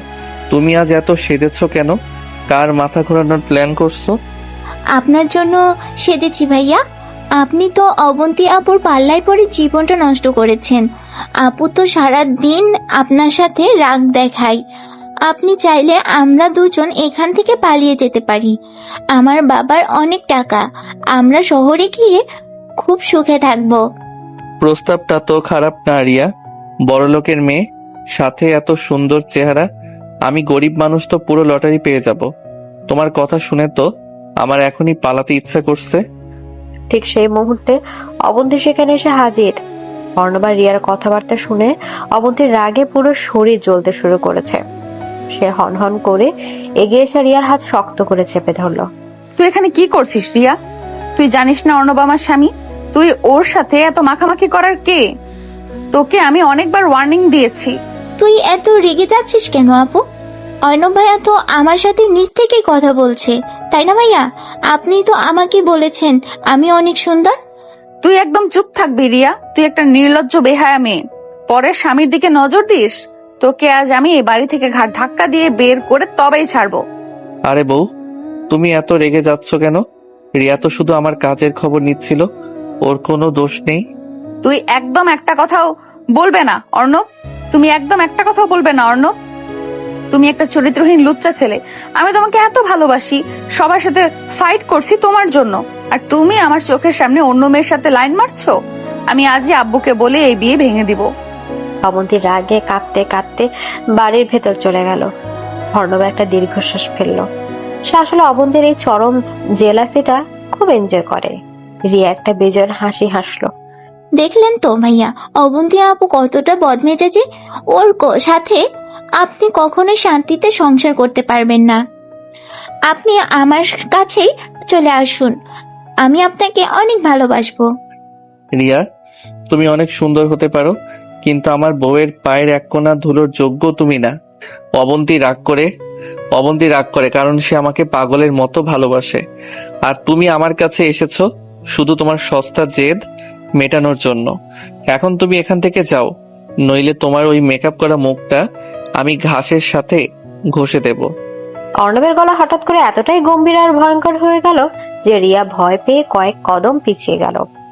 সে আর কথা না বাড়িয়ে চুপচাপ সেখান থেকে কেটে পড়ল। রাত 11টা। অবন্তীর রুম। অবন্তী বিছানায় উপর হয়ে শুয়ে ফুপিয়ে ফুপিয়ে কাঁদছে। অর্ণব রুমে ঢুকে দরজাটা ভেতর থেকে ভালো করে লক করে দিল। সে ধীর পায়ে অবন্তীর পাশে গিয়ে বসলো। বউ, এখনো কাঁদছো? চোখ দুটো তো ফুলিয়ে একদম টমেটো বানিয়ে ফেলেছো। একটু তাকাও আমার দিকে। আমাকে একদম ছোবে না তুমি। তুমি রিয়ার কাছে যাও। আমার কাছে কেন এসেছো? আমি কাল সকালে তোমাকে ডিভোর্স দিয়ে দিব। ডিভোর্স এত সস্তা না অবন্তী। কাবির নামায় 20 লাখ টাকা দেনমোহর লেখা আছে। আগে 20 লাখ টাকা দাও, তারপর ডিভোর্সের কথা ভাববো। গরিব মানুষের টাকা মারা এত সহজ না। তুমি একটা ছোট লোক, টাকার লোভী ফকিন্নির পুত। তুমি শুধু টাকার জন্যই আমাকে বিয়ে করেছো, তাই না? আমি টাকার লোভী? আচ্ছা, মানলাম, কিন্তু তোমার আব্বু যে আজ 20 লাখ টাকা ঘুষ খেলো সেটা কি? আমি তো শুধু আমার লিগেল টাকা চাইছি। আমি তো আর ভেজাল সারের ব্যবসা করছি না। তুমি আবার আব্বুর কথা তুলছো? আমি তোমাকে ঘেন্না করি অর্ণব। তুমি এক্ষুনি আমার রুম থেকে চলে যাও। আমি তোমার মুখ দেখতে চাই না। অবন্তী উঠে দাঁড়ানোর চেষ্টা করতে অর্ণব তাকে শক্ত করে চেপে ধরে বিছানায় ফেলে দেয়। অর্ণবের চোখের দৃষ্টি এখন সম্পূর্ণ অন্যরকম। সেখানে চরম এক নেশার তীব্র আকাঙ্ক্ষা কাজ করছে। তুমি আমাকে ঘেন্না করো? সত্যি বলছো? আমার চোখের দিকে তাকিয়ে বলো যে তুমি আমাকে ঘেন্না করো। হ্যাঁ, সত্যি বলছি। আমি তোমাকে ঘৃণা করি। ছাড়ো আমাকে, অসভ্য জানোয়ার। ঠিক আছে, তাহলে আজ আমি তোমাকে এমন ভাবে ভালোবাসবো যে তুমি আমাকে ঘেন্না করতে চিরজীবনের জন্য ভুলে যাবে। আমি আজ তোমাকে বোঝাবো এই গরিব ছেলের গায়ের জোর আর ভালোবাসার জোর কতটুকু। অর্ণব অবন্তীর 2 হাত মাথার উপর শক্ত করে চেপে ধরলো। অবন্তী ছটফট করতে লাগলো, কিন্তু অর্ণবের শক্তির কাছে সে কিছুই করতে পারলো না। অর্ণব অবন্তীর ঘাড়ে মুখ গুজে গভীর ভাবে চুমু দিতে লাগলো। অবন্তী বাধা দেয়া ধীরে ধীরে কমে আসছে। অর্ণবের প্রতিটি পুরুষালী স্পর্শ অবন্তীর শরীরে যেন আগুন ধরে দিয়েছে। অর্ণব, প্লিজ আমাকে ছেড়ে দাও। আমার খুব লাগছে। তুমি আমাকে এত জোর করছো কেন? লাগুক। আজকে তুমি আমাকে অনেক কটু কথা শুনিয়েছো। রিয়ার সামনে আমাকে অপমান করেছো। আমি কোনো কথা শুনবো না। আজকে এই বিছানায় শুধু আমার রাজত্ব চলবে। অর্ণব অবন্তীর শাড়ির আঁচড় সরিয়ে দিল। অবন্তীর উন্মুক্ত কাঁধে আর গলায় অর্ণব নিজের অধিকার প্রতিষ্ঠা করতে লাগলো। অবন্তীর মুখ থেকে অস্পষ্ট গোঙানি বেরিয়ে আসছে। অর্ণবের শরীরে উষ্ণতায় অবন্তী নিজেকে পুরোপুরি সঁপে দিল। রাগ, অভিমান, জেদ সব যেন এই তীব্র কামনার কাছে হার মানলো। তুমি আসলে একটা জানোয়ার অর্ণব। তুমি জানো আমি তোমাকে কতটা ভালোবাসি, আর তুমি বারবার আমাকে এইভাবেই দুর্বল করে দাও। আমি তোমার এই স্পর্শের কাছে সবসময় হেরে যাই।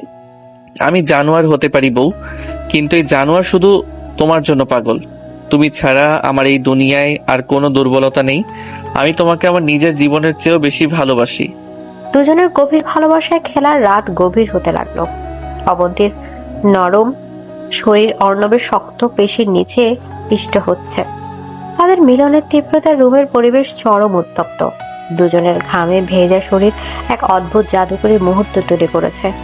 বেশ কয়েকটা সময় পর তারা ক্লান্ত হয়ে একে অপরের বুকে মাথা রেখে শুয়ে রইল। অবন্তী অর্ণবের বুকের পশমগুলোতে হাত বোলাচ্ছে। অর্ণব ভাইয়া কিন্তু আজকে খুব রেগে আছে। আমি সন্ধ্যায় শুনেছি ভাইয়া ফোনে কাদের সাথে যেন কথা বলছিল। ওরা তোমাকে আজ রাতে বা কাল সকালে মেরে ফেলার প্ল্যান করছে। তুমি কাল সকালে এই বাড়ি থেকে চলে যাও প্লিজ। আমি তোমাকে হারাতে চাই না। আমাকে মেরে ফেলে এত সহজ না অবন্তী। ওরা জানে না আমি কে, আর আমার শেকড় কত দূর পর্যন্ত ছড়ানো। তুমি কে মানে? তুমি তো অর্ণব, গ্রামের একটা সাধারণ ছেলে যার নিজের ঠিক মতো যাওয়ার টাকা নেই। আমি সাধারণ ছেলে হতে পারি, কিন্তু আমার ভেতরে এমন একটা আগুন আছে যা তোমার আব্বু আর ভাইয়ার সব অহংকার পুড়িয়ে ছাই করে দেবে। তুমি শুধু আগামীকালের জন্য অপেক্ষা করো। আগামীকাল এই বাড়িতে এমন একটা ঝড় উঠবে যা কেউ কল্পনাও করতে পারেনি। অর্ণব মুচকে হাসলো। অবন্তী বুঝতে পারলো না অর্ণব কি বলতে চাইছে। সে অর্ণবের বুকে মুখ লুকিয়ে চোখ বন্ধ করলো। অর্ণব অন্ধকারে সিলিং এর দিকে তাকিয়ে আছে। তার আসল মিশন কালকে থেকে শুরু হতে যাচ্ছে। নতুন ডিসি হিসেবে তার পরিচয় এখনো গোপন, কিন্তু আগামীকাল সে এমন একটা চাল চালবে যে শফিকুর রহমান আর চেয়ারম্যান লতিফকে পথে বসিয়ে দেবে। রায়হানের গুন্ডা বাহিনী তাকে কি করবে সেই হিসাব মেলানোর জন্য অর্ণব মনে মনে একটা ভয়ঙ্কর ছক কষতে শুরু করলো। এই মেয়ে, চোখ খোলো, সকাল হয়ে গেছে। আর একটু ঘুমাই না। রাতে তো ঘুমালে না, এখন সকাল সকাল ঘুমের ভান। সব দোষ তো তোমার, অসভ্য একটা। বউয়ের সাথে রোমান্স করা অসভ্যতা হলে আমি 100 বার অসভ্য। দূরে যাও বলছি, আমার সারা শরীর ব্যথা করছে। কাছে এসে একটু টিপে দেব নাকি? একদম না। কাল রাতে যা করেছো এরপর তোমার কাছে আসতেও আমার ভয় করছে। ভয় পাওয়ার কি আছে? আমি কি বাঘ নাকি ভাল্লুক? বাঘ ভাল্লুকের চেয়েও ভয়ঙ্কর তুমি। তাই নাকি? তাহলে এই বাঘটা এখন তোমাকে আবার খাবে। না অর্ণব প্লিজ, কেউ চলে আসবে। সকালে মিষ্টি রোদ জানালার পর্দা ভেদ করে অবন্তীর মুখে পড়ছে। অবন্তী চোখ পিটপিট করে তাকালো। অর্ণব তার বুকের উপর এক হাত রেখে দুষ্ট চোখে তাকিয়ে আছে। অবন্তীর পাতলা গাউনটা একপাশে সরে গেছে। অর্ণব আচমকা অবন্তীর গলার কাছে মুখ ডুবিয়ে দিল। অবন্তী খিলখিল করে হেসে উঠল। সুরসুরি লাগছে তো অর্ণব, ছাড়ো আমাকে। ছাড়বো না, আজ সারাদিন এইভাবেই ধরে রাখবো। নিয়ে যেতে হবে তো। আম্মু চিল্লাচিল্লি শুরু করবে। করুক, শাশুড়ি আম্মুর চিল্লানো শুনতে আমার খুব ভালো লাগে। তুমি একটা পাগল। আচ্ছা হয়েছে, এবার ছাড়ো, আমাকে ফ্রেশ হতে হবে। একসাথে ফ্রেশ হয়ে চলো, বাথরুমে অনেক জায়গা আছে। তুমি দিন দিন আরো বেশি অসভ্য হচ্ছ। আমি একাই যাব। অবন্তী অর্ণবকে ধাক্কা দিয়ে সরিয়ে এক লাফে খাট থেকে নেমে বাথরুমের দিকে দৌড় দিল। অর্ণব হো হো করে হেসে উঠল। বিছানায় শুয়ে শুয়ে সে নিজের ফোনটা হাতে নিল। ফাহিমের একটা মেসেজ এসেছে। মেসেজটা পড়ে অর্ণবের মুখের হাসি মিলিয়ে গেল। চোখ দুটো তীক্ষ্ণ হয়ে উঠল। ঠিক আছে রায়হান ভাইয়া, আজ আপনার গুন্ডাদের সাথে একটু খেলা হবে। কিছুক্ষণের মধ্যে অবন্তী বাথরুম থেকে বেরিয়ে এলো। তার ভেজা চুল থেকে পানি ঝরছে। অর্ণব মুগ্ধ হয়ে অবন্তীর দিকে তাকিয়ে রইল। তোমাকে ভেজা চুলে যা লাগে না বউ, আমার তো আবার ইচ্ছে করছে। চুপ করো তো, জলদি যাও, গোসল করে নিচে আসো। যাচ্ছি, তবে নিচে আজ একটা বড় চমক অপেক্ষা করছে তোমার জন্য। কি সব চমক? সারপ্রাইজ, নিচে গেলেই দেখতে পাবে। অর্ণব চোখ টিপে বাথরুমে ঢুকে গেল। অবন্তী অবাক হয়ে দাঁড়িয়ে রইল। এই ছেলেটার মাথায় কখন কি ঘুরে সেটা বোঝা বড় দায়। কিছুক্ষণ পর দুজনে ড্রয়িং রুমে নামলো। ডাইনিং টেবিলে সবাই বসে আছে।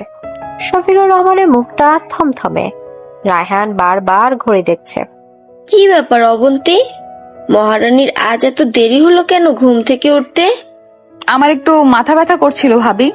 মাথা ব্যথা করবে না তো কি করবে?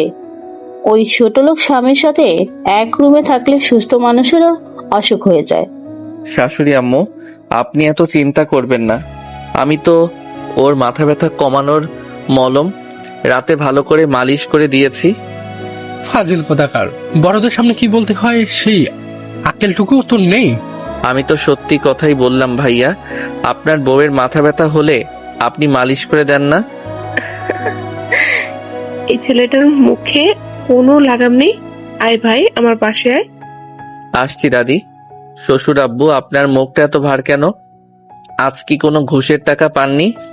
তুই একদম চুপ থাকবি। আব্বু তুমি শান্ত হও। এই ছোট লোক, এদিকে আয়। জি ভাইয়া, বলুন কি কাজ করতে হবে? আমাদের পুরনো ইটের ভাটার ওখানে গোডাউন আছে, ওখানে কিছু সিমেন্ট বস্তা রাখা আছে। তুই গিয়ে সেগুলো গুছিয়ে রাখবি একা হাতে। ইটের ভাটার ওখানে তো অনেক জঙ্গল, আর ওখানে তো কেউ থাকে না। অর্ণব একা কেন যাবে? তুই চুপ থাক অবন্তী, ও ঘর জামাই থাকছে, কাজ তোকে করতেই হবে। আরে বউ, তুমি এত টেনশন করছো কেন? আমি তো শক্ত সামর্থ্য পুরুষ মানুষ। জঙ্গল তো আমার কাছে কিছুই না। আমি এখনই যাচ্ছি। এদিকে অর্ণব রায়হানের চোখের দিকে তাকিয়ে একটা মুচকি হাসি দিল। রায়হানের চোখে একটা খুনের দৃষ্টি। অর্ণব বুঝতে পারছে এটার ভাটায় সিমেন্টে গোছানো কোনো কাজ নয়, এটা একটা ফাঁদ। রায়হান সেখানে গুন্ডা সেট করে রেখেছে। অর্ণব হাসতে হাসতে বাড়ি থেকে বেরিয়ে গেল। অবন্তীর বুকের ভেতরটা কেমন যেন ধকধক করে উঠল।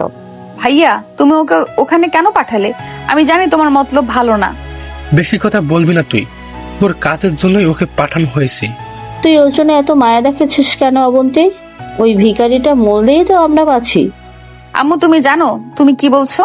ও আমার স্বামী, ওর কিছু হলে আমি তোমাদের কাউকে ছাড়বো না। অবধি কাঁদতে কাঁদতে নিজের রুমে চলে গেল। এদিকে অর্ণব ইটের ভাটার কাছে পৌঁছালো। জায়গাটা সত্যি অনেক নির্জন, চারপাশে বড় বড় গাছ আর ঝোপঝাড়।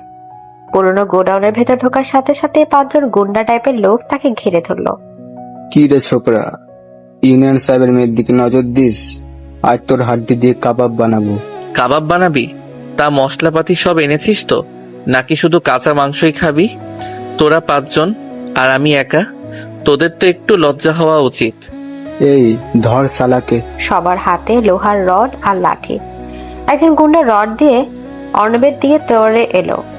অর্ণব চোখের পলকে একটু পাশে সরে গিয়ে গুন্ডার পেটে সজোরে একটা লাথি বসিয়ে দিল। গুন্ডাটা ছিটকে গিয়ে ইটের স্তূপের উপর পড়লো। বাকি 4 জন একযোগে আক্রমণ করলো। অর্ণবের চোখে মুখে কোনো ভয় নেই, বরং একটা শিকারী উল্লাস কাজ করছে। সে এক হাতে একজনের লাঠি আটকে অন্য হাত দিয়ে তাকে নাকে প্রচন্ড জোরে একটা ঘুষি মারলো। ফিনকি দিয়ে রক্ত ছুটে গেল। কিরে, তোদের রায়হান স্যার কি তোদের হরলিক্স খেতে দেয় না? এত দুর্বল কেন তোরা? শালা তো দেখি অনেক চালাক, রড দিয়ে ওর পা ভেঙে দে। আমার পা ভাঙবি? আয় ভাঙ। অর্ণব শূন্যে লাফিয়ে উঠে সামনে দুজনের বুকে পরপর 2টি লাথি মারলো। তারা দুজনই মাটিতে লুটিয়ে পড়লো।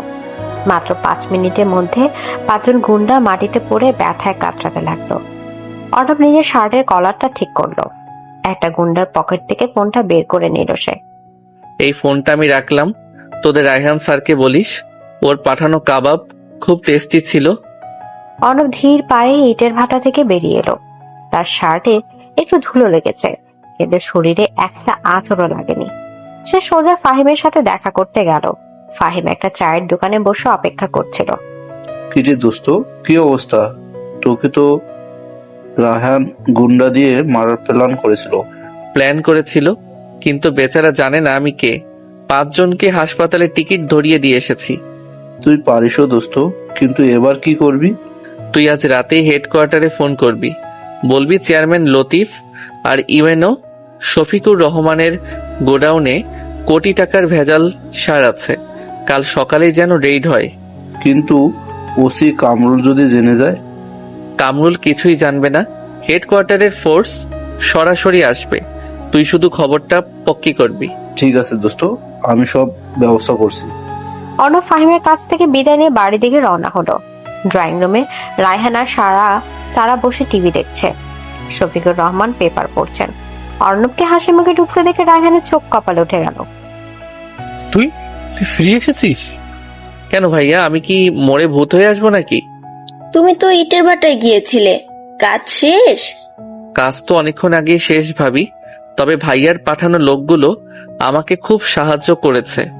তুই কি আজে বাজে বকছিস? কাদের কথা বলছিস তুই?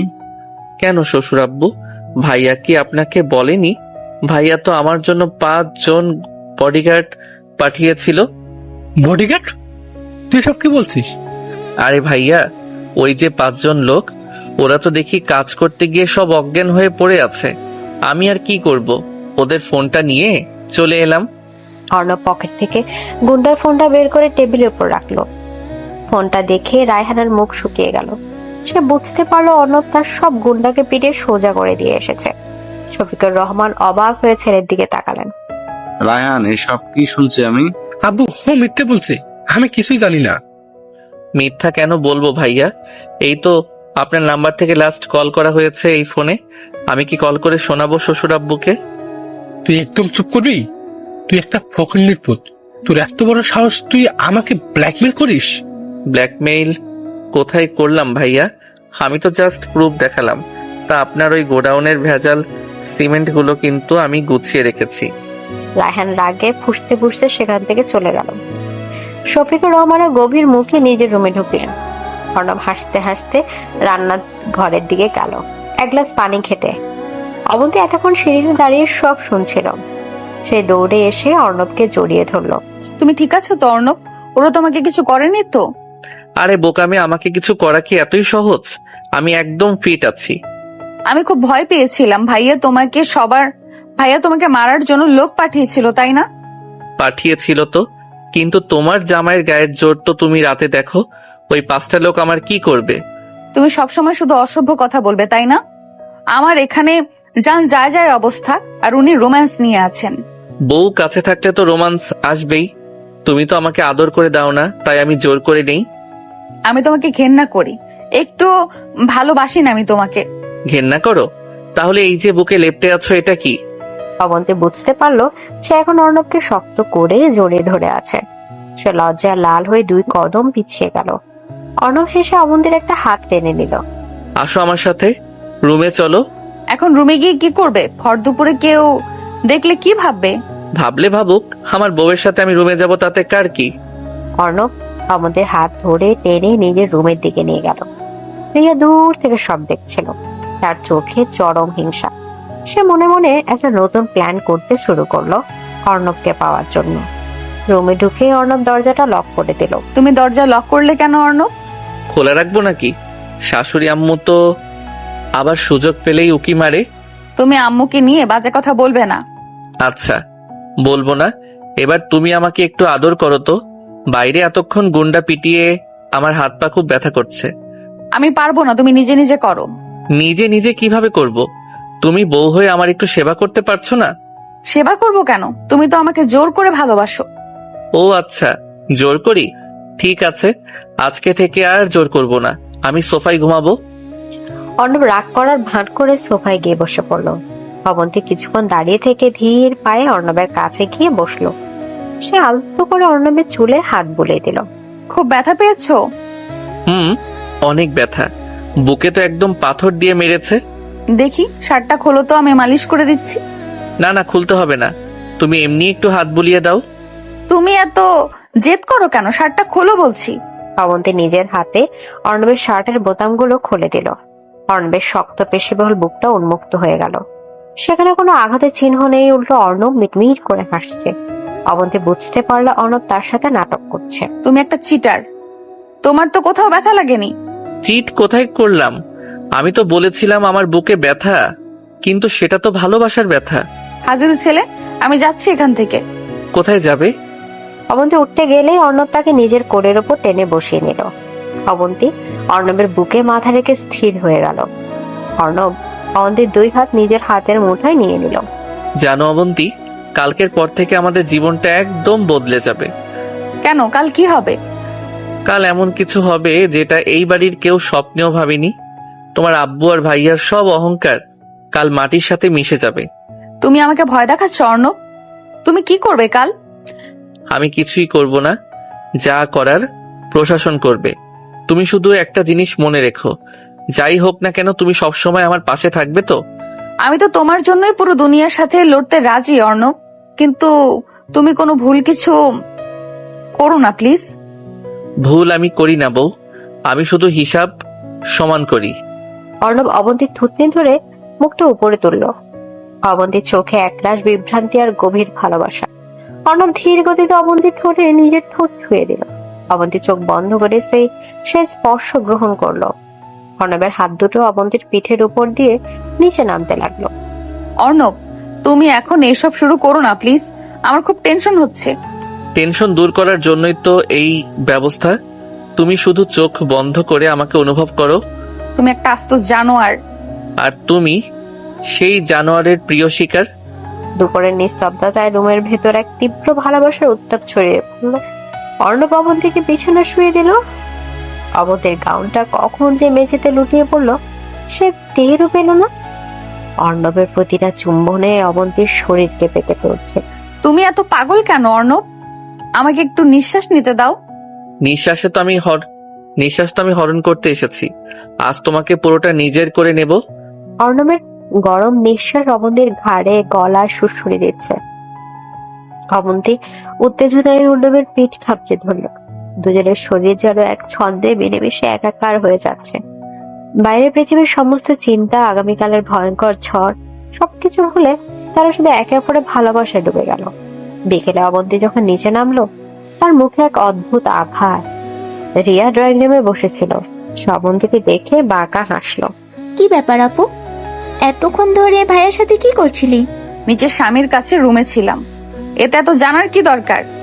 দরকার তো আছেই, ভাইয়া এত হ্যান্ডসাম, ওকে তো আমারও পছন্দ।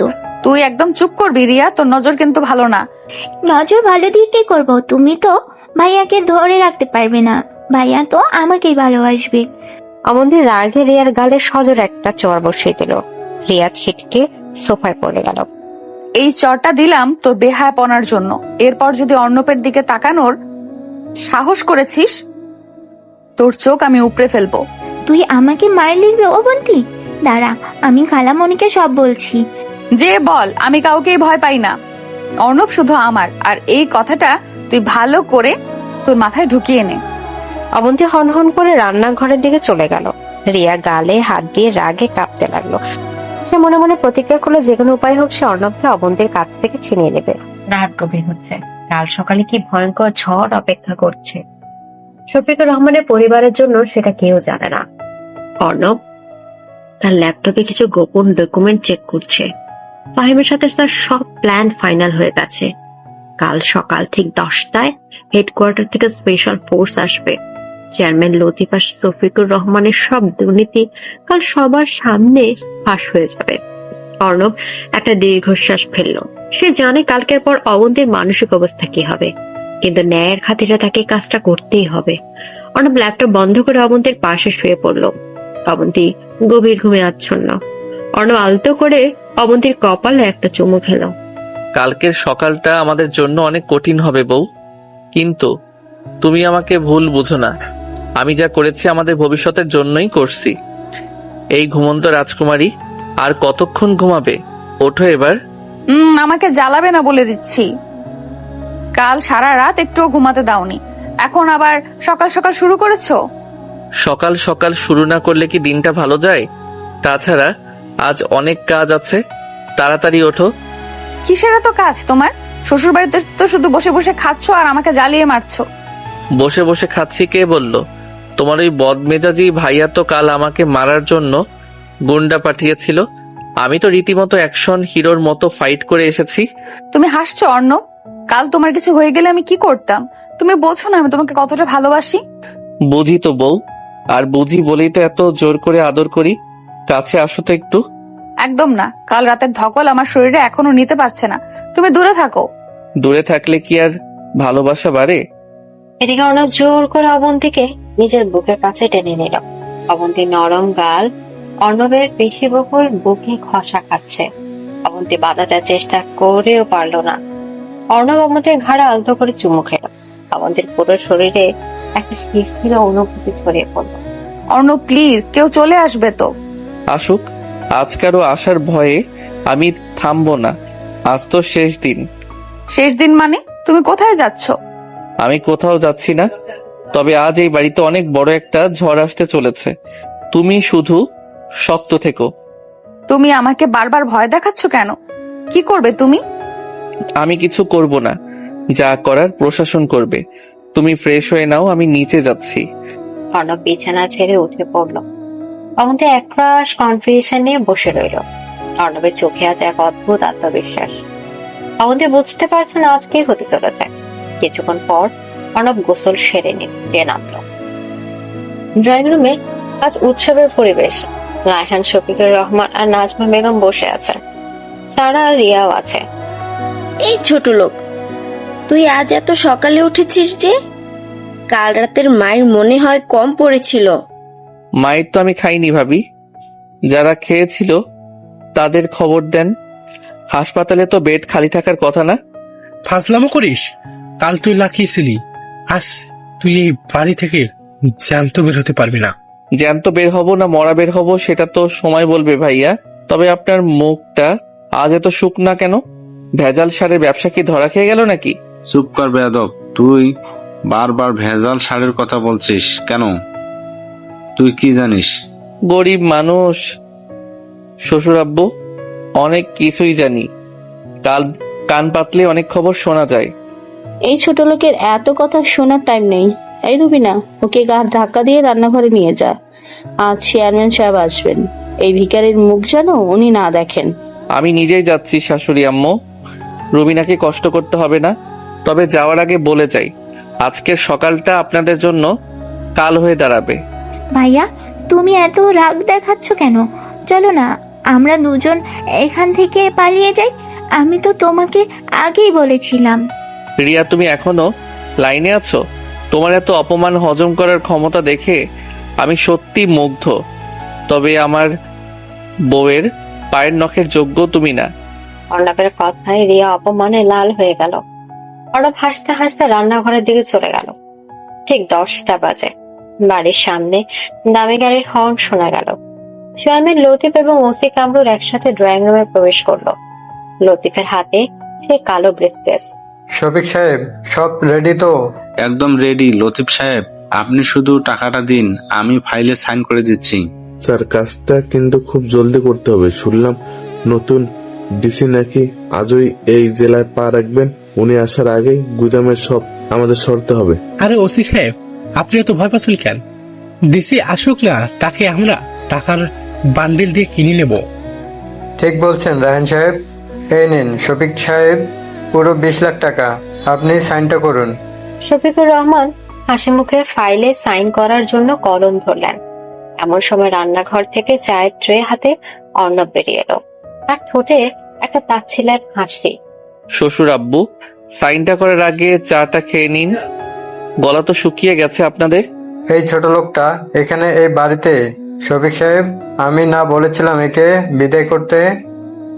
আজই বিদায় করব লতিফ সাহেব, আপনি চিন্তা করবেন না। এই অর্ণব, তুই চা রেখে এখান থেকে দূর হও। চা তো আমি রাখবই, কিন্তু আপনাদের এই ঘুষের টাকাটা আজকে রাখবে সেটাই ভাবছি। এই ছেলে, তুমি বেশি বাড়াবাড়ি করছো। আমি এখানে তোমাকে অ্যারেস্ট করছি। আমাকে অ্যারেস্ট করবেন ওসি সাহেব? তার আগে তো আপনাকে নিজের ইউনিফর্ম বাঁচাতে হবে। ঠিক সেই মুহূর্তে বাড়ির বাইরে একসাথে 3-4টে পুলিশের গাড়ির সাইরেন বেজে উঠল। পুরো বাংলো বাড়ি যেন সাইরেনের শব্দে কেঁপে উঠল। ড্রয়িং রুমে সবার মুখ মুহূর্তে ফ্যাকাশে হয়ে গেল। অবন্তী দৌড়ে দোতলা থেকে নিচে নেমে এলো। আব্বু, বাইরে তো পুলিশ কেন? কি হয়েছে? ওসি সাহেব, বাড়ি কারা? আপনি কি কোনো ফোর্স দেখেছেন? না তো, আমি তো কিছুই জানি না। এটা তো হেডকোয়ার্টারের স্পেশাল ট্যাক্স ফোর্স মনে হচ্ছে। মেন দরজা দিয়ে প্রায় 10-12 জন সশস্ত্র পুলিশ এবং র্যাব অফিসার ড্রয়িং রুমে প্রবেশ করলো। সবার আগে যিনি আছেন তিনি একজন সিনিয়র এসপি। তার চোখ মুখ অত্যন্ত কঠিন। কেউ নিজের জায়গা থেকে নড়বেন না, আপনারা সবাই অ্যারেস্ট। অ্যারেস্ট মানে কি? আপনারা জানেন আমি কে? আমি এই উপজেলার ইউএনও। আপনি কে সেটা আমরা খুব ভালো করেই জানি মিস্টার শফিকুর রহমান। ভেজাল সারের ব্যবসা আর এই 20 লাখ টাকা ঘুষ নেওয়ার অপরাধে আপনাকে এবং চেয়ারম্যান লতিফকে অ্যারেস্ট করা হলো। এটা একটা ষড়যন্ত্র। আমার ফাইলে কোনো ভেজাল সারের কথা উল্লেখ নেই। কে আমাদের নামে মিথ্যা রিপোর্ট করেছে? রিপোর্ট মিথ্যা না লতিফ সাহেব, আমাদের কাছে ভিডিও প্রুফ আছে। কাল আপনারা এই ড্রয়িং রুমে বসেই ডিল করেছেন। আপনারা আমাদের এভাবে ধরতে পারেন না। কার অর্ডারে আপনারা এখানে এসেছেন? নতুন ডিসি তো এখনো জয়েন করেনি। ডিসি স্যার জয়েন করেননি কে বলল? ডিসি স্যারের ডিরেক্ট অর্ডারেই আমরা এখানে এসেছি। ডিসি স্যার, কিন্তু উনি কোথায়? উনি তো এই চলে আসেনি। এমপি সাহেব একটা মুচকি হাসি দিলেন। তিনি ড্রয়িং রুমের মাঝখানে দাঁড়িয়ে থাকা অর্ণবের দিকে তাকালেন। তারপর সবাইকে অবাক করে দিয়ে এসপি সাহেব অর্ণবকে করা স্যালুট দিলেন। Good morning sir. আপনার কমান্ড অনুযায়ী আমরা সব গুদাম সিলগালা করে দিয়েছি আর এদের হাতে নাতে ধরেছি। পুরো ড্রয়িং রুমে যেন তিন পথর নীরবতা নেমে এলো। শফিকুর রহমানের হাত থেকে কলমটা ছিটকে ফ্লোরে পড়ে গেল। রায়হান চোখ বড় বড় করে অর্ণবের দিকে তাকিয়ে আছে। অবন্তী নিজের কানকে বিশ্বাস করতে পারছে না। এসপি সাহেব, আপনি ফকিনের পুতকে স্যালুট দিচ্ছেন কেন? আপনার কি মাথা খারাপ হয়ে গেছে? Shut up. ওনাকে সম্মান দিয়ে কথা বলুন। উনি কোনো সাধারণ ছেলে নন। উনি এই জেলার নতুন ডেপুটি কমিশনার জনাব অর্ণব মাহমুদ। এসপির কথাটা যেন বাজ পড়ার মতো শোনালো সবার কানে। দাদি সোফা থেকে উঠে দাঁড়ালেন। নাজমা বেগম তো প্রায় অজ্ঞান হওয়ার জোগাড়। রিয়া ভয়ে কাঁপতে শুরু করলো। অবন্তী পাথরের মতো দাঁড়িয়ে আছে, তার চোখ দিয়ে অঝরে পানি ঝরছে। ও অর্ণব, তুমি ডিসি? জি শ্বশুর আব্বু, আমি ডিসি। তবে আপনারা তো আমাকে গরিব ভিখারি রাস্তার ছেলে ভাবতেই বেশি পছন্দ করতেন, তাই আমি ভাবলাম আপনাদের আসল চেহারাটা দেখার জন্য এই বেশটাই সবচেয়ে পারফেক্ট। স্যার, আমাকে মাফ করে দিন স্যার, আমি ভুল করেছি। মাফ করার সময় শেষ চেয়ারম্যান সাহেব। গরিব কৃষকদের পেটে লাথি মেরে আপনারা কোটি কোটি টাকা জমিয়েছেন, আর শ্বশুর আব্বু আপনি সরকারি চেয়ারে বসে সেই দুর্নীতির পাহারা দিয়েছেন। তুই আমাদের সঙ্গে চিটিং করছিস অপূর্ব, তুই আমাদের ধোকা দিয়েছিস। ধোকা আমি দেইনি ভাইয়া, ধোকা আপনারা নিজেদের দিয়েছেন। টাকার অহংকারে আপনারা মানুষ চিনতে ভুলে গেছেন। আমাকে দিয়ে গাড়ি ধুইছেন, পুকুর পরিষ্কার করতে পাঠিয়েছেন, এমনকি গুন্ডা দিয়ে মারতেও পাঠিয়েছেন। আমি সব চুপচাপ সহ্য করেছি শুধু আপনাদের এই দুর্নীতির জালটা হাতে নাতে ধরার জন্য। স্যার আমাকে বাঁচান, আমি এসবের কিছু জানি না স্যার। আপনি চুপ করুন কামরুল সাহেব। একজন পুলিশ অফিসার হয়ে আপনি দুর্নীতিবাজদের সাপোর্ট করেছেন। আপনার ইউনিফর্ম আজ থেকেই বাতিল। এসপি সাহেব, এদের সবাইকে হাতকড়া পরান। Yes sir. পুলিশের লোকেরা এগিয়ে এসে শফিকুর রহমান, রায়হান, লতিফ আর ওসি কামরুলকে হাত করা পড়াতে শুরু করলো। নাজমা বেগম হাউমাউ করে কাঁদতে লাগলেন। সারা ভয়ে ঘরের এক কোণায় লুকিয়ে পড়েছে। রিয়া তো লজ্জায় মুখ তুলে তাকাতেই পারছে না। অর্ণব, অবন্তীর গলাটা চরম ভারী শোনালো। অর্ণব অবন্তীর দিকে তাকালো। অবন্তীর চোখে কোনো আনন্দ নেই, আছে শুধু একরস অভিমান আর অবিশ্বাস। তুমি আমার সাথে এত বড় একটা নাটক করলে অর্ণব, আমাকে একবারও বলার প্রয়োজন মনে করলে না? তুমি আমাকে ব্যবহার করেছো তোমার এই মিশনের জন্য। অবন্তী, প্লিজ বোঝার চেষ্টা করো। আমি তোমাকে ব্যবহার করিনি, আমি সত্যি তোমাকে ভালোবেসেছি। চুপ করো তুমি, একটা মিথ্যুক তুমি। আমি আর তোমার মুখ দেখতে চাই না। অবন্তী কাঁদতে কাঁদতে দৌড়ে দোতলা নিজের রুমে চলে গেল। পুলিশ শফিকুর রহমান আর বাকিদের নিয়ে বাংলো থেকে বেরিয়ে গেল। পুরো বাড়ি মুহূর্তের মধ্যে যেন শ্মশানে পরিণত হলো। দাদি ধীরে ধীরে অর্ণবের কাছে এলেন। ভাই, তুই যা করেছিস দেশের জন্য ভালো করেছিস। আমার ছেলে আর নাতির টাকার লোভে অন্ধ হয়ে গিয়েছিল, ওদের এই শাস্তি পাওয়া উচিত ছিল। কিন্তু আমার নাতিটা তোকে খুব ভালোবাসে, তুই ওর নাম ভেঙে দিস না ভাই, ওকে মানিয়ে নে। আপনি চিন্তা করবেন না দাদি, অবন্তী আমার জান, ওর রাগ ভাঙানোর দায়িত্ব আমার। অর্ণব ধীর পায়ে দোতলায় অবন্তীর রুমের দিকে এগিয়ে গেল। দরজা ভেতর থেকে বন্ধ। অর্ণব পকেট থেকে চাবি বের করে লক খুলে ভেতরে ঢুকলো। অবন্তী বিছানার উপর হয়ে ফুপিয়ে ফুপিয়ে কাঁদছে। অর্ণব দরজাটা লক করে দিয়ে অবন্তীর পাশে গিয়ে বসলো। বউ, এখনো কাঁদছো? আমাকে বউ ডাকবে না তুমি। তুমি ডিসি স্যার, আমি তো একজন আসামির মেয়ে। আমার সাথে কথা বলার কি দরকার তোমার? তুমি আসামির মেয়ে নও, তুমি অর্ণবের বউ। আমার সেই পাগলি বউ যে একটা গরিব ছেলেকে অন্ধের মতো ভালোবেসেছিল। তুমি আমাকে ঠকিয়েছো অর্ণব। তুমি জানতে আমার আব্বু আর ভাইয়া কি করেছে, তাও তুমি আমাকে মিথ্যা বলেছো। তুমি তো আমাকে ডিভোর্স দিয়ে দেবে এবার, তাই না? তোমার মিশন তো কমপ্লিট। ডিভোর্স? পাগল হয়েছে তুমি? তোমাকে ছাড়া আমি এক মুহূর্ত বাঁচার কথা ভাবতে পারি না অবন্তী। অর্ণব অবন্তীকে জোর করে নিজের দিকে ঘোরালো। অবন্তীর চোখ মুখ কান্নায় লাল হয়ে আছে। অর্ণব নিজের 2 হাত দিয়ে অবন্তীর গাল আলতো করে চেপে ধরলো। আমার চোখের দিকে তাকাও অবন্তী। আমি ছদ্মবেশ নিয়েছিলাম দুর্নীতি ধরার জন্য, কিন্তু তোমার প্রেমে পড়াটা আমার কোনো প্ল্যান ছিল না। তুমি আমাকে যে ভালোবাসা দিয়েছো এটা এই ডিসি পদের চেয়েও অনেক বেশি দামি। তুমি সত্যি বলছো অর্ণব? তুমি আমাকে ছেড়ে যাবে না তো? কখনো না। তুমি আমার লিগেল বউ, আর এই ঘর জামাই ডিউটি আমি সারা জীবন পালন করতে চাই। অর্ণবের কথা শুনে অবন্তীর ঠোঁটের কোণে একটা হালকা হাসি ফুটে উঠল। সে আর নিজেকে আটকে রাখতে পারল না। 2 হাত দিয়ে অর্ণবের গলা শক্ত করে জড়িয়ে ধরল। অর্ণব অবন্তীকে নিজের বুকের সাথে মিশিয়ে নিল। তুমি খুব পচা অর্ণব, খুব বদমাশ তুমি। আমাকে কত কাঁদিয়েছো তুমি। কত কাঁদিয়েছি সেটা তো জানি, কিন্তু এখন কতটা হাসাতে পারি সেটা তো দেখতে হবে। অর্ণব অবন্তীর চোখের পানি মুছে দিয়ে গভীর ভাবে অবন্তীর ঠোঁটে নিজের ঠোঁট ডুবিয়ে দিল। এই চুম্বনে ছিল না কোনো মিথ্যে, ছিল না কোনো অভিনয়, ছিল শুধু 2 হৃদয়ের এক হয়ে যাওয়ার আকুলতা। অবন্তী অর্ণবের ভেজা ঠোঁটের স্পর্শে নিজেকে সম্পূর্ণভাবে সঁপে দিল। অর্ণব আমাকে ছেড়ে দিও না। ছাড়ার জন্য তো ধরিনি বউ। আজ থেকে শুধু ডিসি সাহেবের বাংলোতে এই ডিসির বউয়ের রাজত্ব চলবে। অর্ণব অবন্তীকে পাঁচাকোলা করে বিছানায় শুয়ে দিল। জানালা দিয়ে বিকালের রোদ এসে পড়েছে তাদের উপর। অর্ণবের হাত ধীরে ধীরে অবন্তীর শরীরে বিচরণ করতে শুরু করলো। অবন্তীর প্রতিটি নিঃশ্বাসে এখন শুধু অর্ণবের নাম। তুমি ডিসি হওয়ার পরেও এমন অসভ্য রয়ে গেলে, একটু তো শরম করো। বউয়ের কাছে আবার কিসের শরম? ডিসি তো আমি বাইরের মানুষদের জন্য, তোমার কাছে তো আমি সেই অসভ্য গরিব ছেলেই যে সুযোগ পেলেই বউয়ের কাছে হাম্পি চাই।